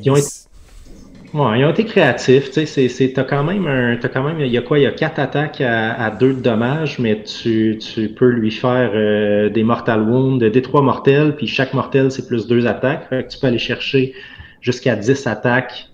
Fait que c'est un genre de beat stick un peu aléatoire, mais il est pas excitant, effectivement, là, il synergise pas, mais c'est un beau petit beat stick pourquoi pas. Le modèle est beau, mais le War Scroll est boring, malheureusement. Oui, vraiment. Personnellement. Même chose pour les... Ouais. Il ne fait pas avec le concept de tricks, puis de... Tu sais, lui, il est juste un peu épais, puis... Ouais. Je me fais mal, puis après ça, je me heal, mais je me heal sur un 4+. Tu sais, c'est comme... OK. Exact. Upgrade, j'en reparlerai pas non plus. Sont vraiment pas très bons. En fait, ils sont franchement mauvais parce qu'ils ils ont pas le mot-clé Oruk. Fait qu'ils bénéficient d'aucun des bonus intéressants. Les Mortal Wounds sur du 6, c'est clairement dit que c'est des Cool Boys Oryx. Donc, tes upgrades n'ont pas les mortels sur du 6. Ils n'ont aucun des bonus finalement. Là. Fait qu'ils sont juste. En fait, c'est un écran, 10 modèles, 80 points. Ils sont là, c'est des esclaves, ils sont là pour mourir. C'est un beau petit écran, là. C'est un écran. Ou du nombre pour aller grabber des objectifs, mais mourir, essentiellement. La meilleure chose qu'ils nous ont amené, c'est la possibilité d'un retour des Chaos Dwarfs. C'est tout. C'est la seule chose. Exactement. Par ailleurs, c'est le seul modèle que je trouve laid dans les Cool Boys. Ouais, il me fait pas très Eux, j'ai trouvé vraiment. Je sais que l'esthétique des Cruel Boys n'a pas nécessairement non plus fait l'unanimité au niveau de la façon que les orques ont été représentés, plus grand, haut de corps, plus petites pattes. Mais moi, ça me dérangeait pas tant que ça. Les upgrades, par contre, ça venait pas me chercher, pas en tout.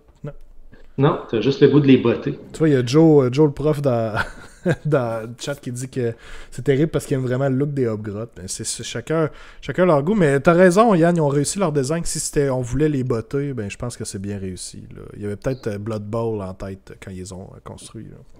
Ouais. Clairement. Mais regarde, chacun ses goûts. Hein. Les Bold Boys et le Beastcore Killbow, on en a parlé, on va en voir un peu partout, c'est excellent, ça va faire du dégât, ça va shooter, il va y avoir du piou-piou, attendez-vous à du piou-piou des Cruel Boys, ça c'est sûr et certain. Le Marsh Crawler Sluggot, qu'est-ce que t'en penses? Les gobelins qui raident un gros gobelin.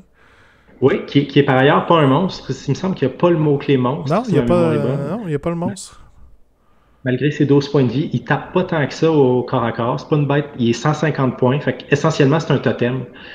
Essentiellement, il donne +1 to hit dans une bulle de 18 pouces. Fait que c'est quand même une très, très grosse bulle pour le +1 to hit. Honnêtement, je vais l'essayer. 1, parce que je le trouve beau. Puis 2, parce qu'une bulle de +1 to hit pour 150 points, qui a 12 points de vie, donc qui se snipe pas si facilement. T'sais, tout ce qui fidélise les attaques, ça peut être bon. Fait que, pourquoi pas? Cool. Son rôle, c'est d'aller buffer tes attaques. Ça fait le tour pour les unités Cruel Boys. C'est celles qui ont pris le plus de temps parce qu'il y avait vraiment beaucoup de nouveaux modèles, beaucoup de nouvelles unités à jaser. On tombe dans le Iron Jaws. Gordrakk et sa contrepartie non-named avec le Megaboss sur Makrusha sont toujours aussi deadly, honnêtement. On en a parlé un peu depuis tantôt avec toutes les habiletés qu'on peut leur mettre dessus. Le Destroyer qu'on a vu tantôt, les Mount Traits. Vous pouvez vraiment faire un Murder Cabbage là, assez solide, honnêtement. Mais étonnamment, puis ça, c'est ce qui ressort de ce Battle Tome-là, on s'attendait à du gros save stacking. On avait vu toutes les saves d'Anticast qui arrivaient. Il y a plein de bébites qui sont sur du 3+.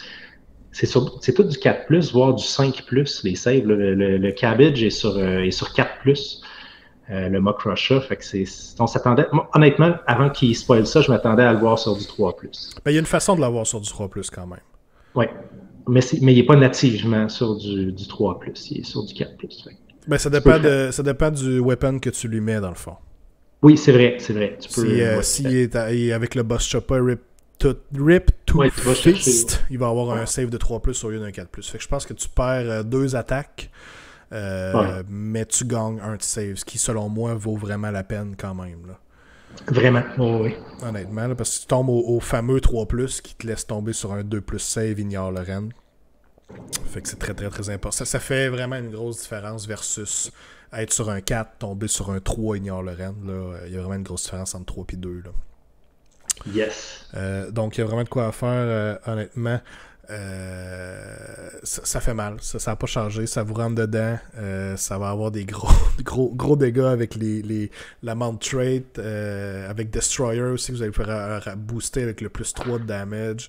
Il va y avoir des listes à 2 Cabbage, ça j'en suis sûr et certain, ça va vous rentrer dedans, assez solide, le Alpha Strike Cabbage avec des cochons alentour. Puis tant mieux, c'est ce qu'on voulait honnêtement. Le Battletome Auric Warclans avec le Iron Jaws, le côté Iron Jaws était vraiment bien fait. Je me répète, c'était très honnête, tu sais dans quoi tu t'embarques quand tu joues ça, puis je pense qu'ils ont quand même gardé cette essence-là aussi, malgré peut-être des petits nerfs par-ci par-là. Je trouve qu'ils s'en ressortent quand même assez bien, là, malgré tout. Oh oui, vraiment. Oh oui. Faut mentionner aussi qu'ils ont leurs habiletés de pouvoir utiliser des command ability.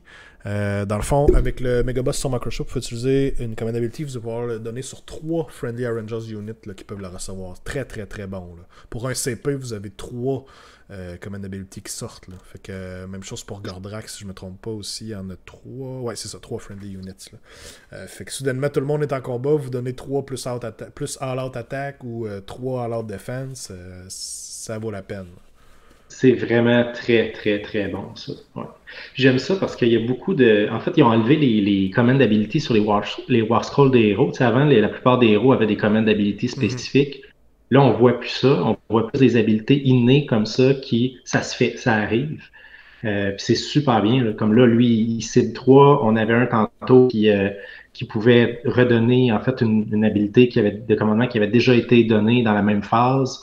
Donc, je trouve ça intéressant, la petite mécanique qui ont été cherchées. Là. C'est bien intéressant. Oui, super. J'aime beaucoup les nouveaux...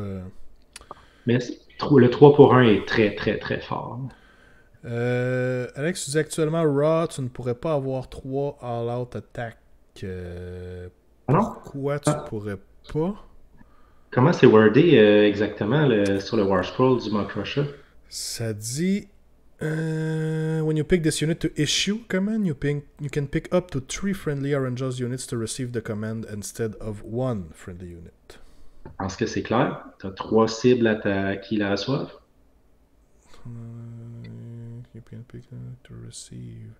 Tu choisis quand tu es choisi pour attaquer, mais est-ce qu'il pourrait pas se le donner à lui-même puis par le fait même le donner à 2 autres? Je comprends pourquoi tu mentionnes à l'autre attaque, ça fonctionnerait peut-être pas. Mais ça m'intrigue là. Il va peut-être avoir une question là-dessus ou il faudrait revoir le wording comme il faut. Il faudrait que tes 3 units attaquent en même temps. Faut le faker. Sinon, tant qu'à ça, all-out defense, ça marcherait. Alors defense, techniquement, ça serait un peu le même principe parce que tu peux l'utiliser quand tu es targeté pour une attaque. Ça va peut-être prendre une clarification là-dessus pour savoir est-ce qu'on peut quand même le donner à d'autres units en même temps à côté ou pas. Là. Je verrais pas de problème que oui, là, honnêtement. Là. Mais bon, effectivement, ça va peut-être prendre une clarification de ce côté-là. Ça va prendre une fac. Sinon, c'est inutile. Là, ça veut dire que tu peux t'en servir quoi pour les Battle Shock, à la limite. Ouais, ou d'autres command ability génériques, genre celle de charger celle de charger à la fin de la enemy charge phase, admettons. Ouais. Il y en a des comme ça qui pourraient être utilisés, I guess. Là. Ça marcherait avec Rally, Redeploy, Inspiring Presence. Ouais, effectivement, c'est ça. Ok. Peut-être une clarification à venir. Ouais, c'est clair qu'il faut que ce soit faké, ça. Megaboss à pied, on a le droit aussi à 2. Même principe, là, lui va pouvoir choisir 2 units au lieu d'une seule. Juste à cause de cette habilité-là, je pense qu'on va le voir un petit peu plus souvent, il va valoir la peine. Je passe rapidement à War Center, pas changer grand-chose, à part que maintenant les beats, au lieu d'en choisir un, ils sont rendus tous sur son War Scroll. Donc c'est encore meilleur parce que maintenant vous avez le choix du beat que vous voulez faire. Là. Souvent on voyait le 3d6 de charge ou ajouter un au hit roll. Fait que là vous avez vraiment un choix, vous avez vraiment le choix à faire au bon moment. Là. Vous n'avez pas besoin de le mettre sur votre liste. Là. Fait que, très bien, très bien. La Warband, on n'en parle pas vraiment. Le We're Not Shaman, malheureusement, c'est rough. La magie est pas tant hot pour les Rangers, je dirais. Je pense pas que ça va valoir la peine. Est-ce que Gordrak count as a general en passant? Oui. Oui, on a sur son War Scroll War Master. Donc, Gordrak, quand il est dans une Auric Warclans Army, il est compté comme un général, même s'il n'est pas le modèle qui est choisi. Tant mieux, il devrait faire ça justement avec tous les name characters qui sont comme un peu emblématiques de l'armée. Puis je pense qu'ils vont le faire à l'avenir aussi. Là. Ça fait bien du sens. Est-ce qu'il donne 6 points de Wa en Big Wa encore? Ça, par contre, pourrais pas te le dire, malheureusement. Rapidement, on l'a mentionné tantôt, Hard Boys ont... Je pense pas qu'il donne 6 points en Big Wa, j'ai pas vu ça. Je me souviens pas d'avoir vu ça. Ok. Hard Boys ont perdu leur rend. Donc, sont rendus avec aucun rend sur leurs attaques. Je pense qu'ils ont descendu un peu de stonks. C'est quoi, c'est 3 attaques, 4 plus, 3 plus, pas Ouais, de rend 1. ouais, C'est rien pour écrire à ta mère, là. non, C'est non. 85 points pour Puis, 100. ils ont encore leur petit ward save de 6 avec les shields. Euh, je pense qu'on va voir moins d'Hardboys, autant qu'on en voyait beaucoup, beaucoup, beaucoup en V2 avec l'ancien livre. Je pense qu'on va vraiment voir plus de brutes maintenant, ce qui je suis pas Ouais. contre. Les brutes, quand même, ça va fesser fort. Là. Puis ils ont une des meilleures nouvelles habiletés. Merci, ils ont un rally sur du 4+, quand même, les Hardboys, ce qui est vraiment intéressant pour avoir une unit un peu plus tarpite, là, je dirais. Là. C'est vrai. Mais là, il faut que tu les joues, faut que tu joues en paquet là, assez significatif pour que ça vaille la peine. Et les brutes ont une des nouvelles habiletés. Dans le fond, si vous avez une unit qui veut contester un objectif, qui est en dedans de 3 pouces de cette unité-là, si elle a juste des wounds caractéristiques de 1, elle ne peut pas compter pour contester l'objectif. Quand même hot. Quand même hot. C'est tellement beau. C'est tellement beau. C'est fluff. C'est fluff. Ouais. Ah ouais, là, ils sont comme tu penses que tu contrôles l'objectif, mais nous autres, on te fait peur. Là. Nous autres, on est hot. Là. Non, si t'as pas des grosses pipes, tu m'enlèves. C'est à moi l'objectif. Je pense que les brutes, on va vraiment plus les voir. Là, vont être d'excellents justement pour tenir des objectifs, puis aller les chercher aussi. Là, ils sont quand même de faire pas mal de dégâts avec leur weapon. Je suis pour ça. J'aime mieux voir des brutes sur la table que des Hardboys. Les modèles sont pas mal plus beaux. Ouais, puis t'as 20 Mortec Guards ou 20 Clan Rats sur l'objectif. J'ai 3 brutes. L'objectif, il est à moi. Ça va être le fun. ça va être le fun à faire. Les cochons, pas grand chose de changé, honnêtement. On n'en parlera pas vraiment. Puis au niveau des Bone Splitters, on a parlé du Savage Big Boss tantôt qui est rendu une taxe, tout simplement. As-tu des stand-out au niveau des Bone Splitters, au niveau des War Scrolls en tant que tels? Les archers qui ont perdu une attaque de tir. Mm-hmm. Là, eux autres, ils arrivaient à saturer, là, à moins de choisir, je pense, la tribe là, qui permet de revenir à ce que c'était, ça saturera plus. Fait que je pense que c'est un peu fini, ça, les gros blocs de 30 archers. Là. Ça nous coûte une tribe, comme on disait tantôt, ça nous coûte la sous-faction pour pouvoir faire ça, malheureusement. Ouais, c'est ça. Fait que ça c'est un bon nerf. Il n'y a rien qui m'a. Ils sont pas excités. Honnêtement, c'est triste. Là. Le Big Staba, je pense qu'ils ont été nerfés aussi. Ils ont perdu un dégât. Un bonus. Ouais. Fait que. Malheureux, ça c'est la plus grosse travestie. Là. Les Big Staba, c'est emblématique des Bone Splitters. Ça n'a pas dû descendre. C'était pas tant hot que ça nécessairement. C'était bon, c'était pas mauvais. Mais il n'y avait pas besoin d'un nerf comme ça. Je pleure les Big Staba. Puis, tu sais, s'il y avait eu des ups ailleurs, tu te dis, OK, ça a changé. Comme là, mettons, les Hard Boys vont bien un peu moins, sont un peu plus résilients avec le rallye sur 4+. Tu sais, ça se rééquilibre, l'unité change de rôle un peu, tu sais. Ou au moins, ils ont boosté un peu les brutes avec le contrôle d'objectif. Tu sais, tu viens compenser un peu, mais là chez les Bone Splitters, j'ai pas trouvé tant de consolation, en fait. J'ai peut-être quelque chose que j'ai pas vu. Là. Je sais pas s'il y en a dans le chat qui ont vu des trucs que j'ai pas vu, mais les Bone Splitters, c'était un peu tout triste. Pour résumer, je te dirais vers quoi que les Bone Splitters, d'après moi, ça va s'en aller. On va être soit en Icebone, soit en Dragfoot, puis il y aurait peut-être de quoi à faire avec des listes minimum size unit de cochons.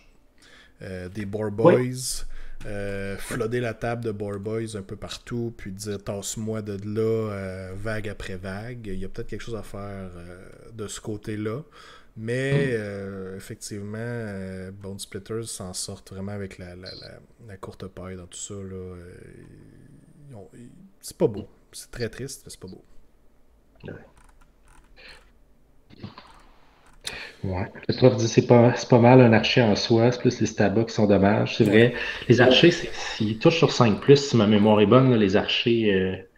Fait qu'à 2 tirs, 5+, 4+, je pense. 5+, 4+. Ouais. Et quand tu tires comme un gobelin, là, c'est la honte. Là. C'est rough, malheureusement, pour Bone Splitters. Pour résumer le tout, es-tu satisfait du livre, Yann, toi qui s'embarque dans les Cruel Boys, mais bon, on sait jamais si un jour peut-être tu veux diverger vers les autres factions du... C'est la beauté du livre, t'as toujours une autre faction à aller chercher, là.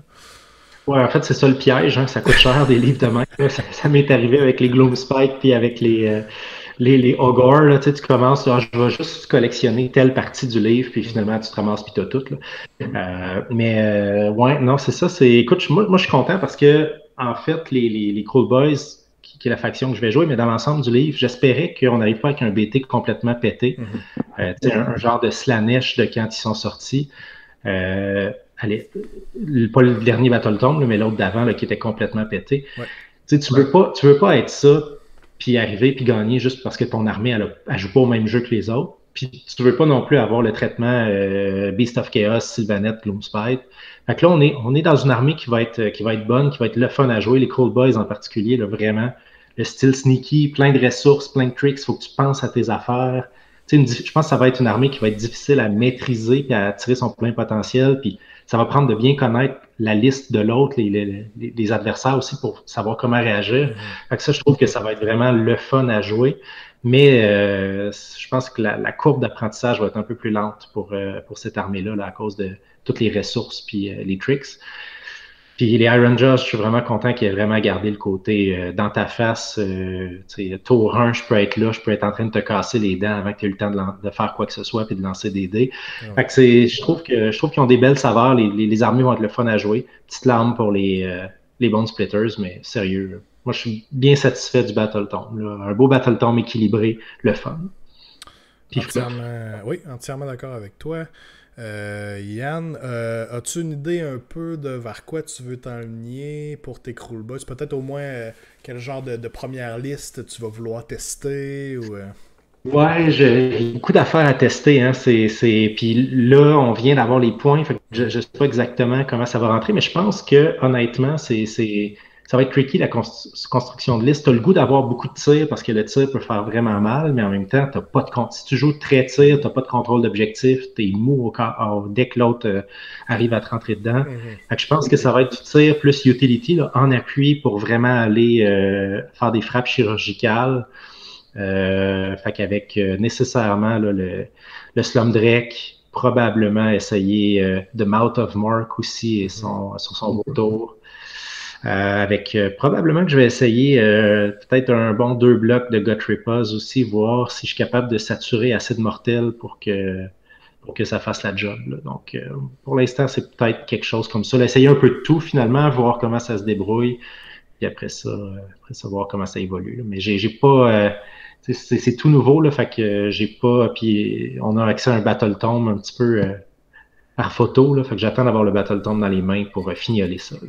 Plein de nouveaux jouets à essayer, ça c'est le fun. Yes, ça va être le fun. On aime ça. Super. Yann, un gros merci d'être venu sur le show. Toujours apprécié. Toujours un plaisir. On aura ton collègue la semaine prochaine, Vincent Pierre, pour venir analyser le Battletome Stormcast, qui, selon moi, est aussi un excellent Battletome. Il y a du bon stock là-dedans. Spoiler, il va y avoir des armées de dragons.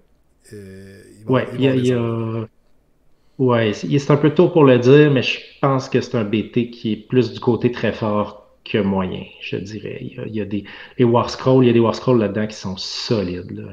Tu veux faire du Mortal Wound, tu peux faire du Mortal Wound. Ouais. Ils ont accès vraiment à beaucoup de choses maintenant là, avec leur peut-être leur 4e release de modèle. Là. Ils ont vraiment beaucoup de choix de battle line. Ils ont toutes sortes de héros. C'est vraiment un gros livre, honnêtement.